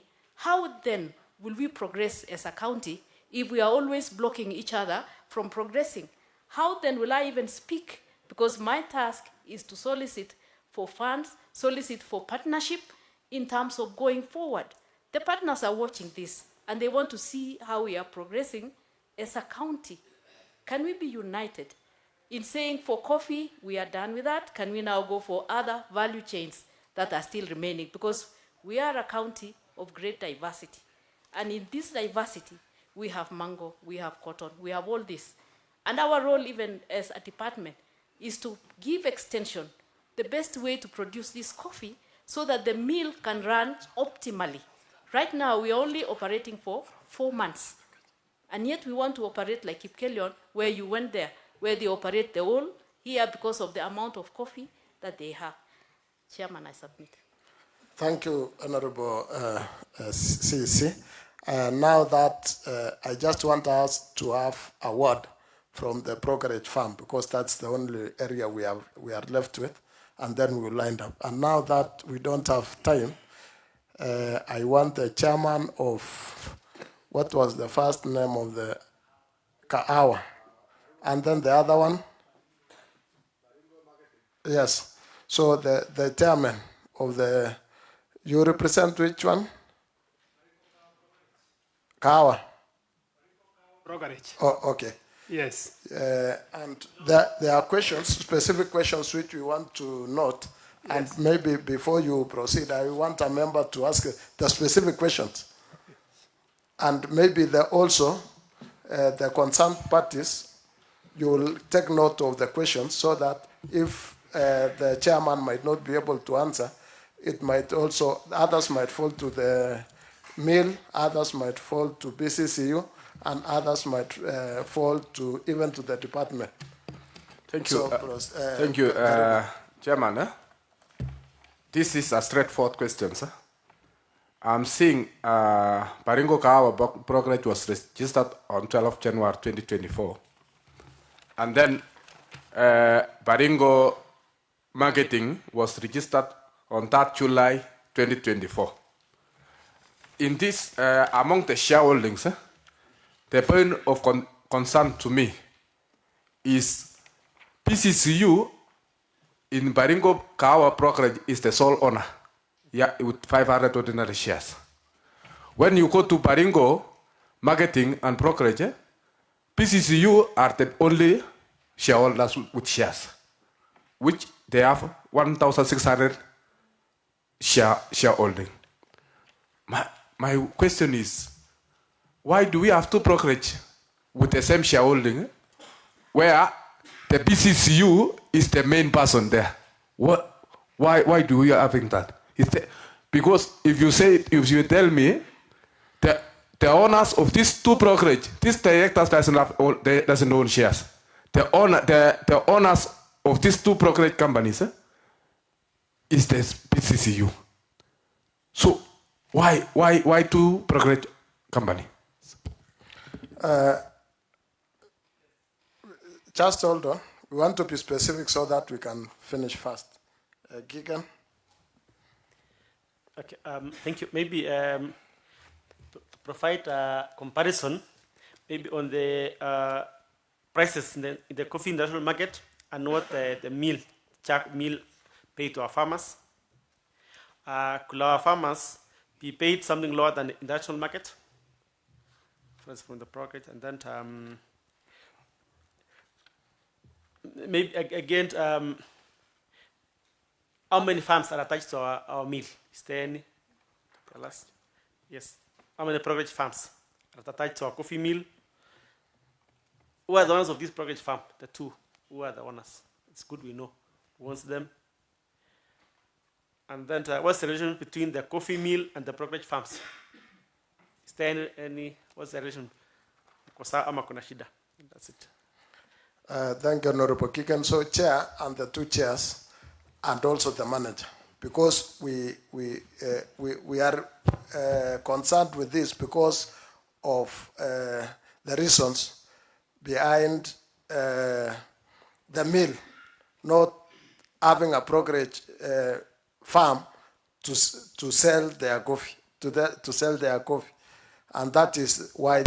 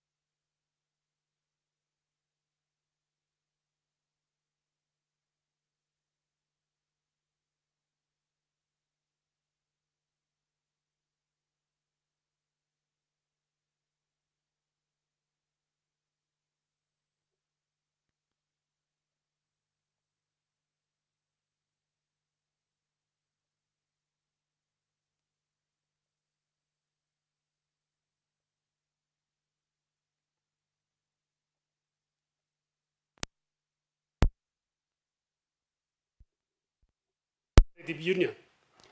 And their regulation is the union, they have to come for inspection to the union, and then after that, there are some requirements they require. So they came to Baringo, they inspected for 2 weeks before they went back, and then now, from there we finished all the requirements they wanted. So we applied. In these regulations of 2019 coffee sector regulation, a union, if a union is owning a mill, the mill should be owned by the union.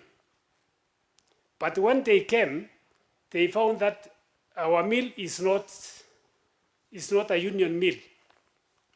So, but a union can be given a brokerage marketing agent even if they don't have a mill. So we applied on behalf of the union. And now Capital Markets Authority, using the register of companies, the union brokerage was registered. Now, to clarify why we have the two of them, county government, since agriculture is devolved, they are only allowed to issue brokerage marketing agency only. If it is a coffee estate, if you have more than 20 acres or even 10 acres, or you can be given a marketing agency license. Now, for the one which you have been briefed that it is the union brokerage marketing agent, that is the Baringo brokerage marketing agency, it is not allowed by Capital Markets Authority. So the one which Capital Markets Authority allow Baringo farmers to market their coffee is the Baringo Kawa Brokerage Company Limited, which is not an individual marketing agent. I have the document here showing that Baringo County Cooperative Union has 500 ordinary shares. That is 500,000 nominal shares. But the representative of the union who we applied, we assisted Baringo farmers to get their marketing agent, is Mr. Joseph Komen, who is present with us here from Sitotwit. We have Joshua Chebiakon Kipkech, late. Tulipoteza huyo, and then William Kitilit. We have Stephen Chemjor from the union. Also, I'm Willie Cheragon, director. We registered on behalf of Baringo County Cooperative Union. And it is not, as per Capital Markets Authority, this is the only marketing agent which is allowed to market the coffee for Baringo. The only problem is that the union and the BCCM, there is a conflict. So that is where the problem is. But this brokerage, we were given this license by Capital Markets Authority. And some few societies contributed for the registration until we got the license. But whatever the county government is being informed that there is a group of individual people, they have their marketing agent. And in fact, if you want to know that as a brokerage, we are very transparent. We marketed few societies in Baringo because of that conflict. Thank you, yeah. Chairman. And yeah. Is that a certificate? Yeah, this is a, this is here, they call it here Tolo. Okay, yeah. So can you table the document? So those who registered, we assisted the BCCU. We don't have any share. Can you table the document? Yes. Okay. Finally, for these conflicts, our Honorable Chair, if we agree that the BCCU, the mill to be owned by the BCCU, they do an AGM Now, this brokerage marketing agent is for the BCCU, not for individual. I have maybe a clarification. Yes. You say anything that belongs to a union or a cooperative society as minutes where people agreed that we are going to form this outfit. Yes. Do you have the minutes that indicate where you sat down as BCCU and agreed that you are going to form the brokerage company? Yes, we have it. We'll provide to you anytime from tomorrow. Oh, kindly. Yes, need the minutes. And then for the brokerage marketing agent, we have the office here in Cabernet, and even we market the coffee online. If you want to come, you can come, and you see coffee being sold at the NC direct. You negotiate price online. In fact, we sold. Okay, thank you. What we will need from you is you table the document which you have, the CR12. Yes. And we'll need the minutes. Of course. Fully signed and fully stamped. Yes. By the BCCU leadership. Yeah, the secretary. Okay, thank you. The secretary, the office of the union, let me say, the office of the union, we discovered recently that it was taken to Hussein Coffee Mill, Katema Coffee Mill, without the consent of all the board members of the union. So who chaired the meeting, the minutes? Who was the chairman of the minutes that you generated? During that time, because of that conflict, yes, because I was the vice chairman, and the issue was we were given condition that Baringo, you have to have a brokerage for the union immediately. So we were trying to push so that our farmers may not be closed. But now when the Baringo Cha Mill discovered that, they registered this one under the county government. Oh, okay, thank you. Thank you, Chairman. Yes. Thank you. Okay.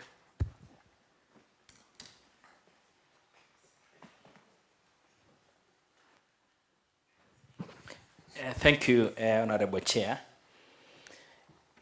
Chair, I represent the people of Bartabo, and they are doing very well.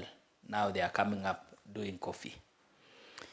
And I was a bit disturbed last year that some of them went as far as Kelion to take. Actually, as a Baringo Cow project, we don't have any problem marketing Baringo farmers coffee as a union. The problem is my chair is being misguided.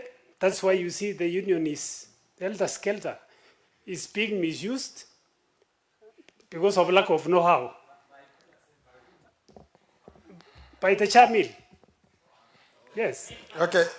Now, secondly,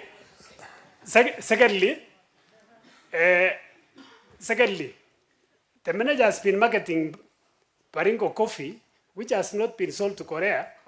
It has to be sold through the NC, but they refuse to use this one to market the coffee for Baringo. Let me say clearly. Okay, thank you, thank you, Chairman. And marketing, marketing as a brokerage, there is no money we receive in the account for brokerage because it goes directly through the DSS to the account for the society. We don't get any money in the account. Thank you, Mr. Chairman. Yeah. Thank you. Okay, I think it is very clear. The wrangles from BCCU are still continuing.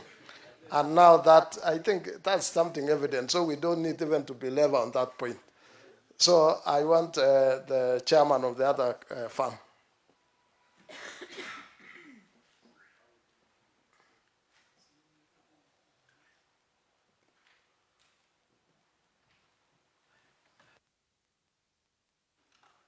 Yes, thank you, Chair. I'm Stan Kemeto from a member of PCCU, a member of PCCM, and also a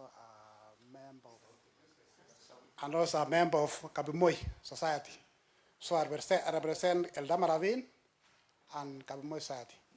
So when we came here as a representative from each society, we came and we did election. I was elected to be a member of PCU, and then later I became a member of PCCM. And then later there is this Baringo marketing product company agency that we form. This one we form as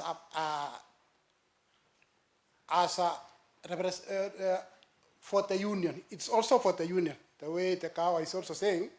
But this one is members from the union. We have registered. We have directors. The way I heard you read. The shareholder is the Baringo County Cooperative Union. That is the main shareholder. Otherwise, the rest are the directors. And all the directors, the head directors, are members of the union. So we are members of the union. So we discuss, we say, let us form, one of the union, activities of the union is to mill the coffee. And the next is to market the coffee. So as a union, through our chairman, Delco, we form this marketing so that we can market, we mill and market our coffee. But when we registered this thing, when we went to CMA, it was rejected because they were saying you already have one in Baringo. So when we came back again, we came and discussed with the members, even with the help of the cooperative, and there was a day we went together to Jeptepo to go and harmonize the two progress companies. When we discussed, in fact, we wanted to discuss, because this is a union progress, can we discuss so that we harmonize? We come up with together. Can you surrender the one so that we elect ourselves? Because we don't know who are these members. So we wanted to we discussed, but later we could not come up with the right, we could not solve any problem. We could not solve. So we left to the cooperative. I don't know what from that time up to now, we are just there. We have not registered as a marketing agent through CMA. We have not gotten the license. Yes. So that is the position we are. So I don't know, maybe. Thank you, Chairman. Yeah. Thank you so much. Okay, maybe I'll ask if there is interjections from members to, so that we can finalize on that part. Maybe because I see the manager or something, then we can give to CC to guide us, or if they have anything to say, then we'll finalize. We don't have time, members. Time is over. So now I'll only give, on this issue, we have only 5 minutes, and then we'll have closing remarks. Okay, thank you. Really, it's really a sad state that even who is selling our coffee is a problem. And now, and I think the one person selling our coffee is someone else now. So maybe if I may ask now, who is selling our coffee? The chair, who is selling your coffee, because yours is not registered already. To the Kahawa, which coffee are you selling? You said you've sold for some cooperatives. Maybe we need to know which cooperatives are you selling. And maybe now to the cooperative department, which one is the true marketing agent for Baringo now? And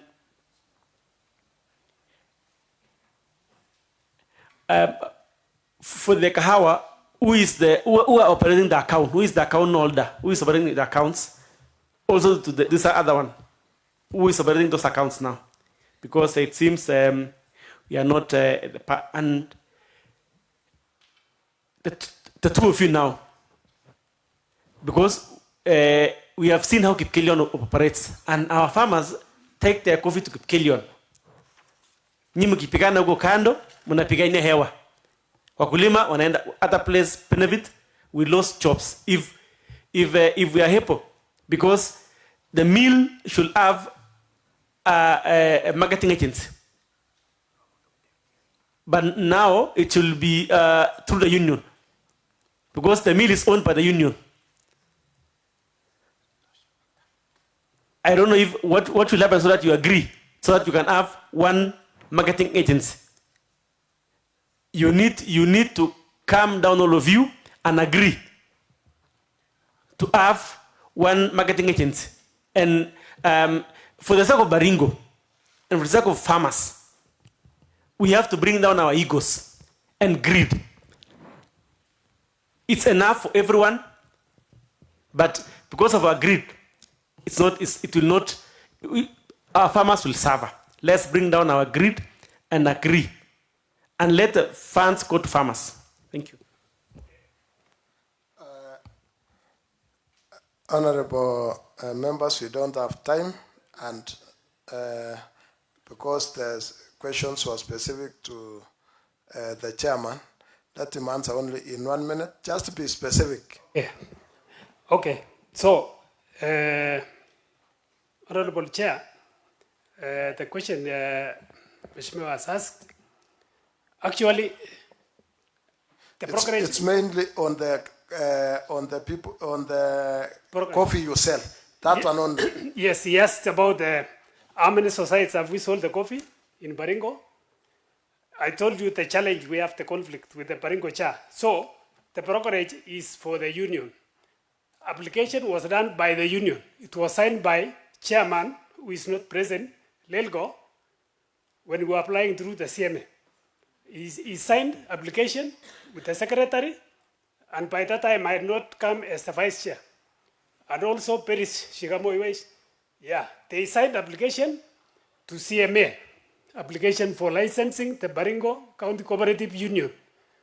And then we just followed up as other societies. Okay, now we have had that. Yes. Point. We just want to know the cooperative societies whose coffee you have sold. Now, we approach even the manager, Chair Coffee Mill, that now this is the brokerage, market with them.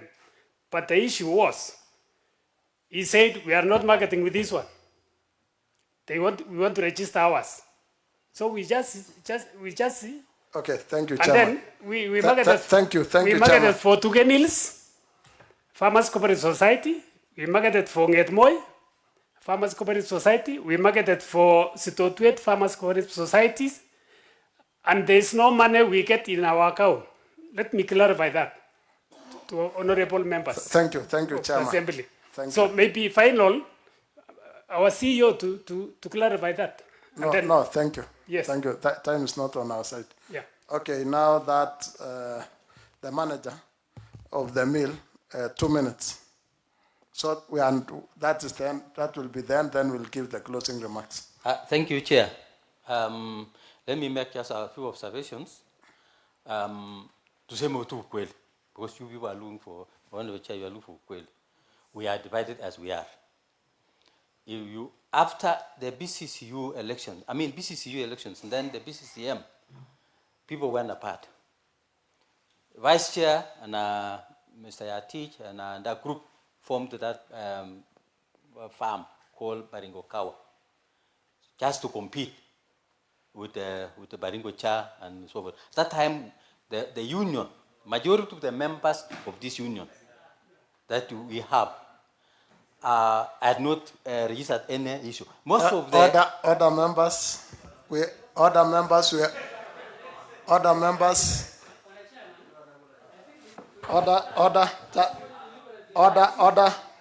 Mr. Secretary.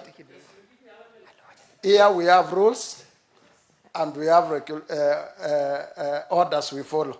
So if I stand up, nobody should be standing up. That is the rule. So I want to exercise my powers now. I was lenient all the other time, but now because of time, I'm exercising my powers. So manager, only 2 minutes. Then we are finalized on what we have to say today. We won't allow any other person. We'll only give closing remarks. Thank you. Thank you, Chair. So I was saying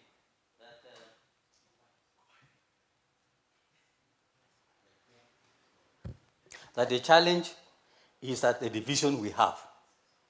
Baringo Cha, when we sell coffee, we have 2 methods. We sell direct sale, where the farmers negotiate directly with the buyer. And most of these people, Chair, have also participated in the negotiation with Chair. Now, whatever coffee remains, we send it to to auction through a different brokerage. The requirement is we have a brokerage and you, for purposes of participating at the auction. Then, since the law allows the mill to sell coffee directly through what we call grower miller, then that is a position we are using to negotiate with Baringo, for Cha. Once that one is done, any coffee that remains, we take it to. But now, when you look at the brokerage which is there, we have challenges with integrity. So that's why we have 14 cooperative societies that mill with us. But those ones say, so if our coffee is not, we don't have a brokerage, we don't sell through any other person. So we have what we call Minnesota. We have been selling through that. So now we are pursuing what we call this marketing agency. And we have gone through the cooperative department. Thank you, Chairman. Your time is up. I just want the department to say something on that. Then we'll have the closing remarks. On the department, maybe Mr. Minor or, okay, the concern, just 2 minutes. Yeah. And kindly time yourself. Thank you, Chair. There was a question to the department about the brokerage. The one which is licensed by Capital Markets Authority is Baringo Kawa Brokerage. And I think it became difficult to register another one.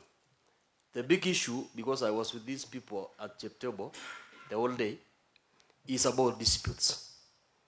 Once these disputes ends, Kawa Brokerage is duly registered to market the coffee. Yeah. So these there are conflicts, and you've seen. Okay, and the back still will stop at you. Being the referee, you should be able to make the final decision for the match to proceed. So kindly, the department, up your game. So we are now going to give the closing remarks, and I'll just give the speakers, the people representing the organizations to give a closing remark in 2 minutes each. And I'll be strict on this one, and I'll ask our clerk, our research officer, Tagewa, to be timing it, to be the timekeeper for me. Only 2 minutes. If Tagewa raises the hand, I know 2 minutes are over, and I'll stop you. So I'll start from... okay, so they will liaise with the answered officer. So if you are microphone, if your mic goes off, you know your time is over. So now I'll start with the chairman for the brokerage companies. 2 minutes each. And mainly it is on the way forward. Honorable Chair, thank you. My remarks. Thank you for inviting us for this special session for the betterment of our coffee farmers in Baringo. We really thank you. It's a county assembly, tunakushukuru sana. The only issue is that that mill will not be, it cannot be demolished. The only thing is kurekebisha hii masharia. I think you have given the cooperative officer way forward. Thank you. Lastly is that as Baringo Kawa Brokerage, we are there and transparent. We have personnel, everything in the office. We have checkup, marker, we have CEO, so we don't have any problem. These directors are not the ones to operate. We have employees, so we don't have any problem. So thank you, and I'll request as a county assembly, thank you. You can do benchmarking to Kipkelian Coffee Mill, Meru Coffee Mill, or Othaya Coffee Mill Union so that we do the same as Baringo. Thank you. Thank you so much, Baringo. Thank you for invitation for this honorable house. It has been a privilege to enter this chamber. I've never attended, and I think I've seen your intelligence, and I'm seeing it. We are going to solve this problem. All these minds are going to solve, especially the county assembly. I want to congratulate you because of calling us. You have seen the two parts where we are, and I know, as also a farmer of coffee, I want to go far. I want to export my coffee. I want to be transparent and accountability. So I want to congratulate you for welcoming us and be with us. And what I can only say is be fair to everybody. And to us, let's go and do farming of coffee. Sunday. Thank you so much, Chairman Tuke Nils.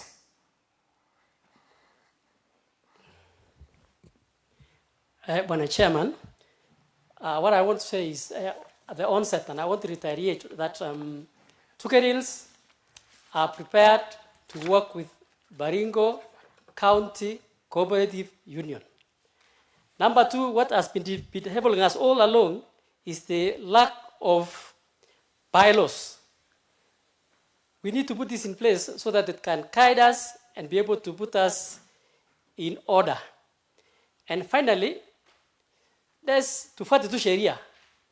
The Crops Act 2019 inakataa board ya mill kuwa board ya brokerage.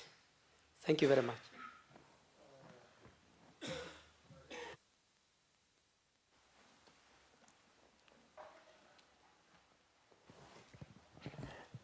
On the onset, Chairman, I want to thank you so much and your team for inviting us here.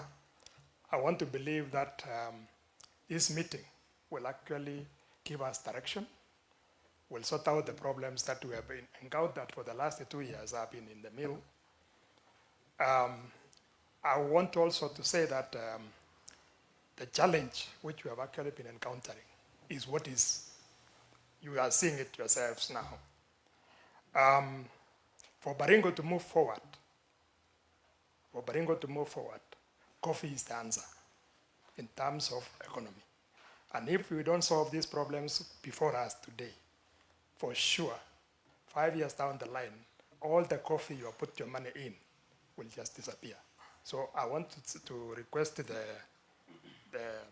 assembly through you, Chairman, to help us.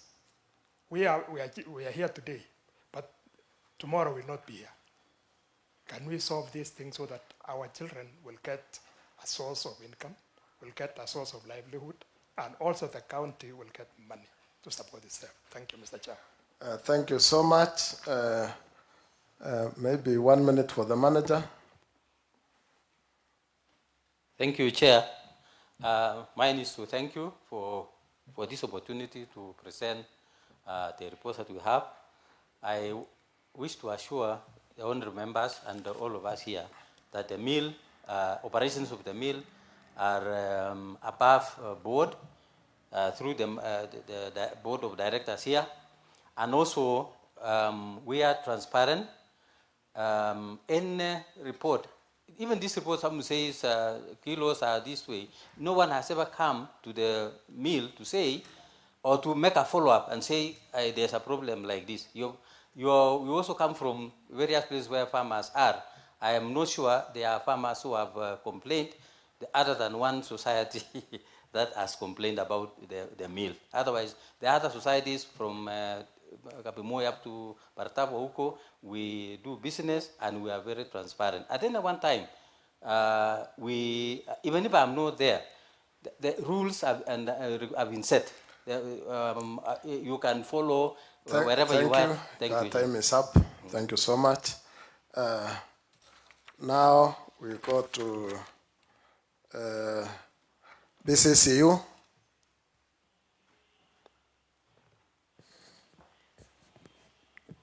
Ladies and gentlemen, I wish to take this opportunity to thank this assembly for this space they have given us today. I want us to remind ourselves that we are from Baringo, and we always have one Baringo. We have no two Baringos. Going forward, we want our leaders, you people in front, to rally behind our people down there in the field to plant more coffee. Even as much as we are talking about Baringo Cha coffee mill, what, we need coffee, we need malighafi. Malighafi is raw material. We need raw material for that mill. Governance issues we will discuss baadaye. Otherwise, what I want us to remind ourselves is that we want our economy to grow.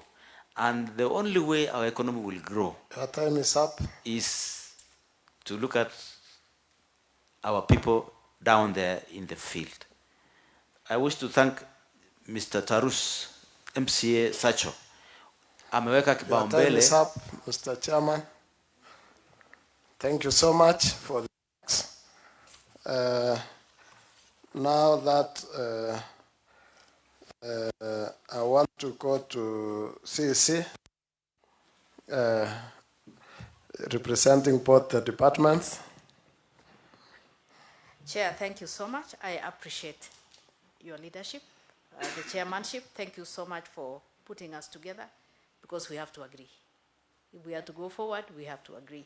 And on the side of my department, the agriculture, we give extension services, and we are available in all the wards. For the cooperative sector, we will pull up our socks to ensure that we actually work with the societies more closely, and what you directed will be done. And we have new societies coming up, so the bylaws actually needs to be amended so that it can take care of the new societies that are coming up. Otherwise, thank you so much. Thank you, Madam Waziri. And now, our county secretary. Thank you, Chair. I want to just make some few remarks. I want to appreciate this gathering or this sitting.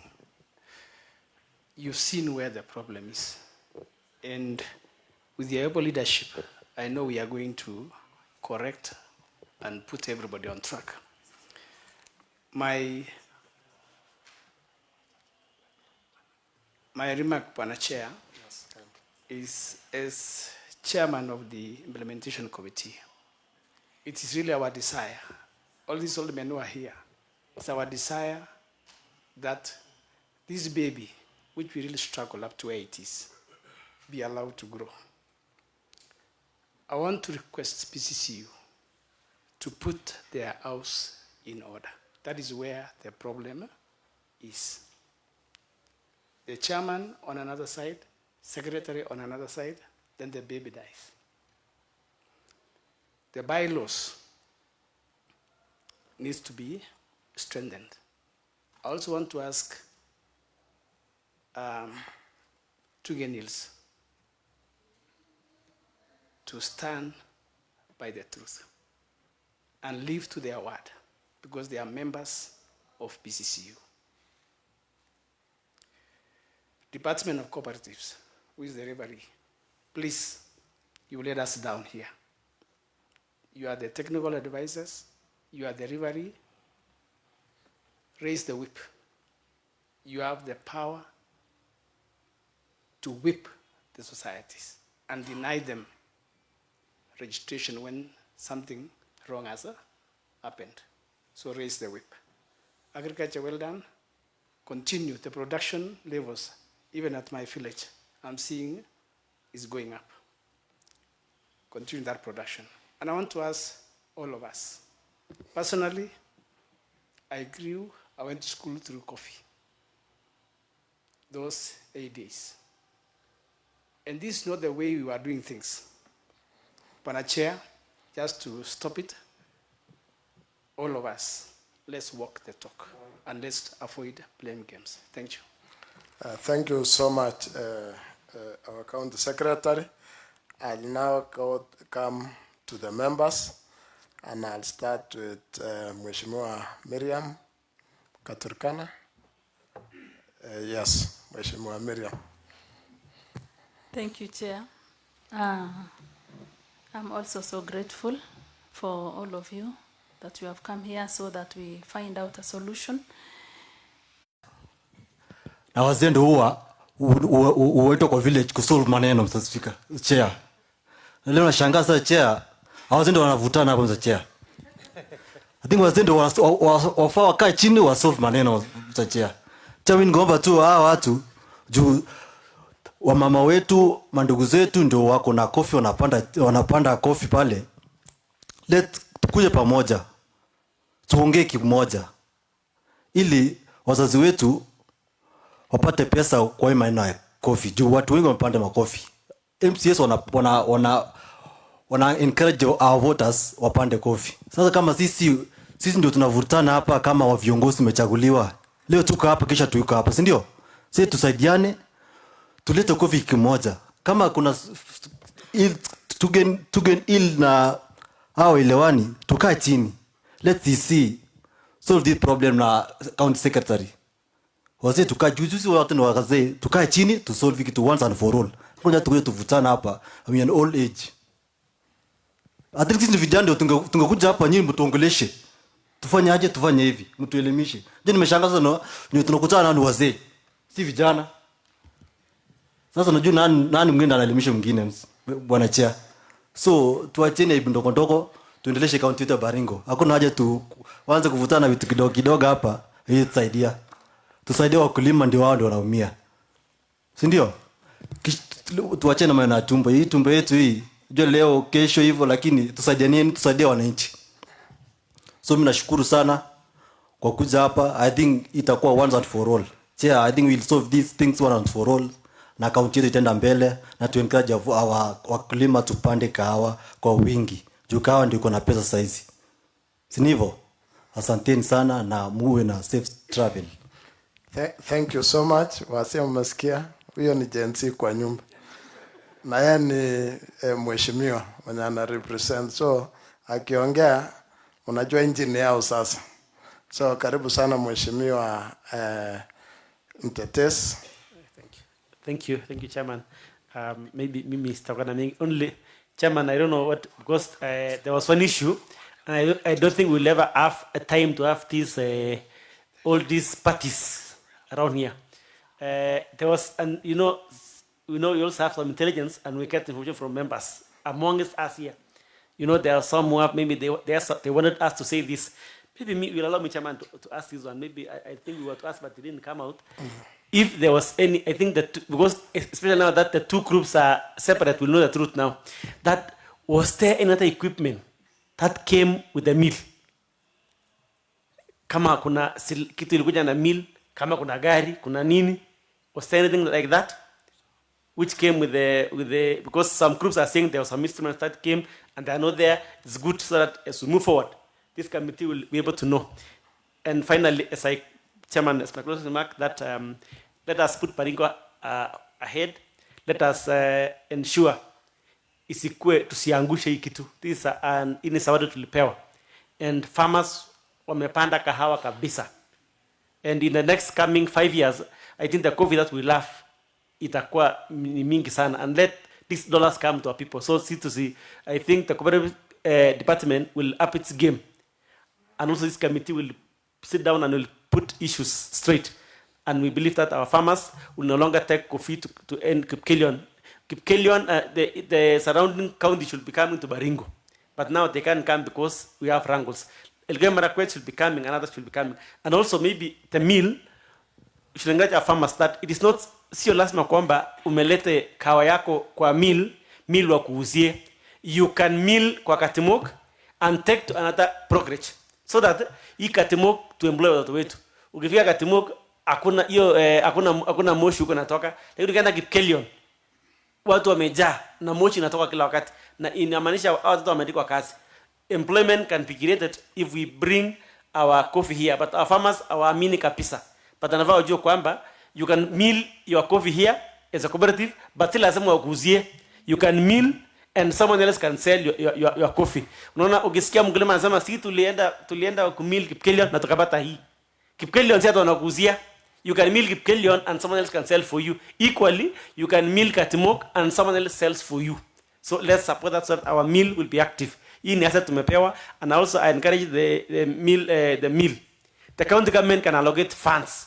If there's anything else that you want, we can make that mill. We can allocate more funds because we are not sure. See, I did this life. See, Mutu. You know, kila siku nasema kuna watu wameteka nyara. So now it is very clear. Kumbe aina wenyewe. We can, as a county, we can allocate funds. Ili ikwe, because tulienda huko tunaona ina leaks juu kuna shida kidogo. So we can allocate funds because we know it's ours. Na hatuwezi patia mtu, even tuke nilis wanavaa wasikie hii. Haitakuwa yao na haitakuwa ya anybody else. Itakuwa ya wakulima ya Baringo, farmers. And county can allocate money, ifanye kazi, isaidie watu wetu. Asante sana. Thank you so much, Mheshimiwa Giga. Mheshimiwa Simon. Thank you, Chairman. I want to say, first, I want to request a Department of Cooperative. Please, bring these people, the two conflicting teams, together. Let the PCCU team yote wakae chini ndio for the solution of this thing to be gotten. Shida yote saisi, kichwa yote ya hii problem yote ni PCCU. Kama PCCU wasipoelewana, chenye tunafanya hapa yote ni useless. So, Department of Cooperative through the Chief Officer, try as much as possible to bring the PCCU together, wakubaliane na wajue PCCM ni mtoto yao. PCCM is part and parcel of PCCU. Now there is no ownership. We want to make it clear. It's a court-centered thing. Somebody to come and invest in Baringo, close to about 50 million. It's not a joke. Na tuachilia akusema akonataka shares. It say that this thing belongs to the farmers. Can let us welcome it and make use of it for the interest of our people. Lakini sasa tukipikania timi na mrengo hii, at the end of it all, farmers wetu ndio watu wetu, wananchi wetu ndio wanaumia. In example, in Kapartonjo, what say, people are planting coffee in millions. In the next 5 years, let us be talking about millionaires in Baringo North and in Baringo County at large. And we can speak about millionaires if we are organized. Those who have been given the role of leadership, speak in one voice. But if we say that we are not speaking in one voice, let me tell you, hiyo BCCM tutafunga.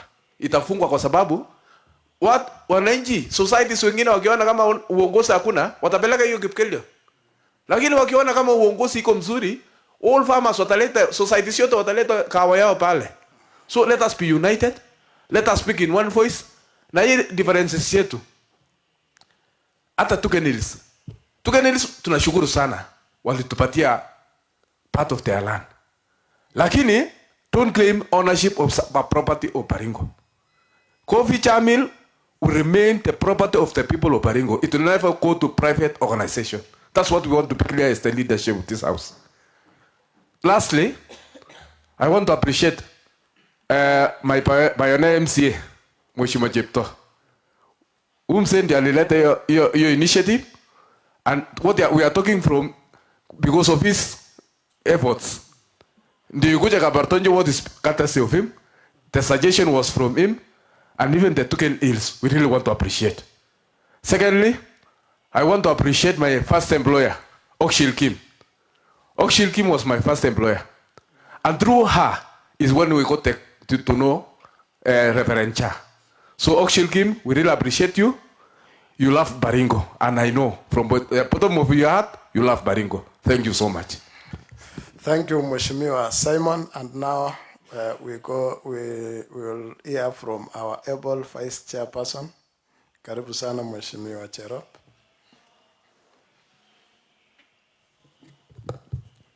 Asante sana Bwana Chair kwa kunipea hii fursa. Nataka nishukuru sana viongozi wenye wamekuja kukaa na sisi siku ya leo.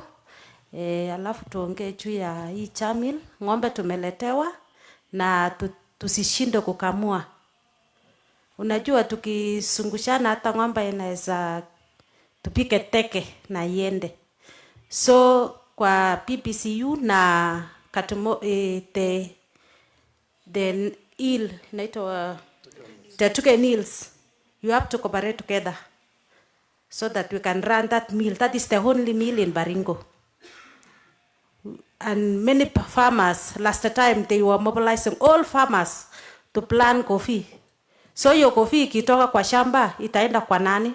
Itaenda kwa wapi? Tusiposikizana kuhusu hiyo ng'ombe tumepewa. So lazima tusikizane, alafu tuendelee. Hata mimi nilikuwa nimemwambia mtu wale Kipkelion, nipe kidogo niende nicharibu nipande kwa lowland kama inaisamea. Lakini nimepanda kidogo, pata naangalia kama inaesa, alafu nipande mingi. So what is there? Tusikubishe hiyo chami yetu. Hiyo, that is very nice thing. Last time we went to Kipkelion, contest of our CEO, Warayo, Wayaro, na tuliona uko wameendelea, na hata sisi tunataka tuendelee kama hawa.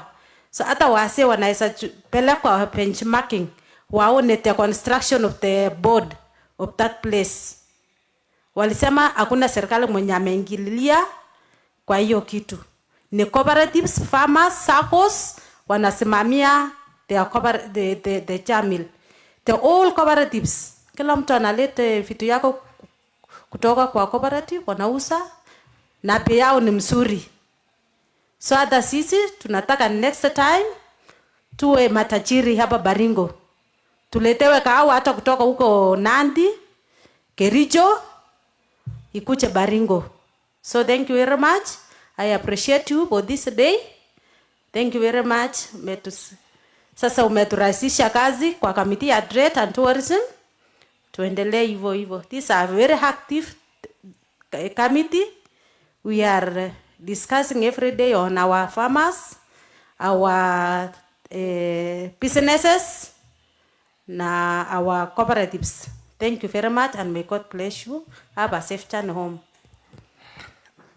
Thank you so much, our Vice Chair.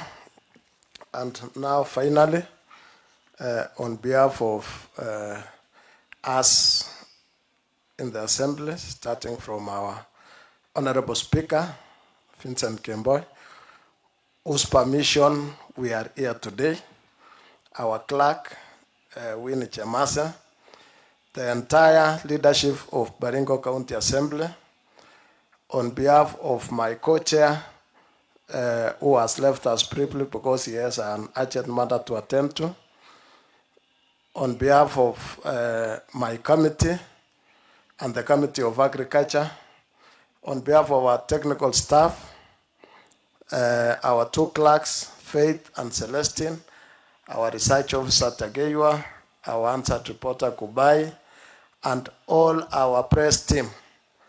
We want to say thank you, all of you, for coming, for honoring this invite, so that we can solve, we can listen to one another, we can learn, and try to solve these issues pertaining to the Cha Coffee Mill and also pertaining to the whole sector of agriculture, coffee value chain. So, Honorable team, I just want to say thank you so much, and I want to give the following directions. All documents we requested, if you add, and we requested you to bring a document, we will need it on or before Tuesday, which will be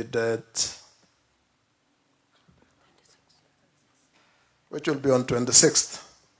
So you will forward it through the clerk's office. When you come, you just forward through the clerk's office in the assembly. All those documents, we will need them for further action. To the Department of Agriculture, pongezi, kazi sio mbaya, tunapanda kahawa sana huko mashinani, na tunatarajia kwamba mili itakuwa imesimama na itaweza kushaga hiyo kahawa kwa vizuri sana, na itaweza kuleta kazi nyingi. Unajua tunatetea watu wetu wakati tunaongea kuhusu hii kazi. there will be a lot of benefits. To the Department of Cooperatives, up your game. We know the challenges you are facing, but we still need you to up your game. Bring these parties together. Use the powers you have so that we can realize this very important mill functioning the way it was intended. To our county secretary, you are the head of the team. It is now good that you are in the first team, and again now you are in the current government. You are the head of all these departments. So we expect a lot from you as a leader, and we want to take the shortest time in realizing this objective and making things right. And for the teams, we have seen where the challenges we have. You have heard Mheshimiwa Seuri speak. Now that most of us here are wazee na sisi tumekuwa sasa watu wa kuheshimika, tufanye kilicho haki. Tufanyie watu wetu haki. So tusikuwe na hii malumbano kidogo kidogo yenye inaleta tofauti. Na to the department, we want you to be the referee, and we are also willing as an assembly to arbitrate mahali mnaona ni ngumu sana. Hapa tuko na viongozi wenye wanaweza keti na kuongea. Now the day has come that all of us, we have sat down in one room. Let it start from here. Tuketi, tusemesane. Hiyo maneno kidogo ya kama hiyo ya brokerage kweli. Hiyo si kitu hata inatakikana isonge mbele. Ni kitu tu inatakikana ya munaisiwa. Na cooperative department, you have the powers. You can revoke the two registrations and make it one, so that the right things to be done. So, lakini kabla ya hapo, unajua tutaki malumbano. Malumbano kila mahali inaleta shida. Hebu tupendane kama watu wa Baringo. Tulete faida kwa watu wa Baringo. One day you will be charged alone. Mungu ako hapa katikati yetu. Na siku moja wewe mwenyewe utalipia. Wanasemanga siku ya kupanda iko na siku ya kufuna iko. So inategemea chenye unapanda kwa sahi. Kama unapanda pilipili, siku ile utastafiwa pilipili kwa mdomo, ikisha saa hautakuwa na mtu. Ukipanda machungwa, siku ile unakula machungwa tamu. So hiyo ni kitu ambayo nawacha kila mmoja wetu. Otherwise, sisi kama assembly, we are fair, just and equitable. Mumeweza kusikia maombi yetu wakati tuliomba. Hiyo ndio maombi yetu kwa Mwenyezi Mungu, na hiyo ndio kazi ambayo tunafanya hapa. Sisi hatuna witch hunt, hatuna kuangalia mtu. Sisi tunaangalia watu ambao walituchagua tukuje tuwakilishe, na tunataka kuwafanyia haki, na haki ni waweze kuboresha maisha yao kupitia ile kazi ambayo wanafanya. Sisi tu ni facilitators. And so from here, sisi tutaenda kuketi kama team ya assembly, tutoe report, alafu sasa hiyo report itatusaidia sisi wote kusonga mbele. Otherwise, wacha twende tumalize kabla hatujafika hata hapo. Twende tumalize zile maneno kidogo kidogo tuweze kusonga mbele. Otherwise, thank you so much. Tumeshamaliza mkutano ya siku ya leo, na maybe tuko na bishop. Tunataka tufungie kwa maombi, aombe kila mmoja safari njema, aombe hii team iweze kuelewana wakati wanaenda kuketi, iombe sisi wote wakati tunaenda kutekeleza hizi kazi zetu muhimu kwa watu wetu wa Baringo iweze kufaulu. Otherwise, thank you so much. Sisi wote tusimame tufungiwe na maombi. Asante sana. Amen. Bishop. Baba wetu wa mbinguni, tunakuja mbele zako tukikushukuru. Asante kwa wenyekiti wawili ambao wametuongoza na timu yake na waheshimiwa. Asante kwa ajili ya chairman, asante kwa ajili ya board directors. Asante kwa ajili ya CEO wetu wa Baringo County, CS wetu wa Baringo County, CEC na CEO na wote ambao tumeshiriki pamoja. Wote ambao wamehusika kwa hii kazi, tunakushukuru Baba wetu. Asante kwa lunch, asante kwa vinywaji. Na Baba, tunakuja mbele zako kwa unyenyekevu, tumekukosea, tumekoseana, utusamee, tunahitaji mkono wako. Utuongoze Baba, ili Baba utajiri wa inji hii tuisalishe pamoja usiku na mchana, wake na waume, tukikaa mbele zako. Baba, tunakuja mbele zako tukikushukuru, utusaidie, utuongoze. Asante kwa ajili ya assembly hii, asante kwa ajili ya Baringo County ikiongozwa na His Excellency. Tunakushukuru na serikali yake kwa jumla. Baba, clerk wa hii assembly, Baba wetu wa mbinguni na kamati saina mbalimbali ambao wamekuwa wakikutana. Baba, tunahitaji uongozi wako. Baba, utusamee, utuongoze, tunasiungama dhambi zetu mbele zako, utusaidie Bwana, ili tuwe na upendo vile unatupenda.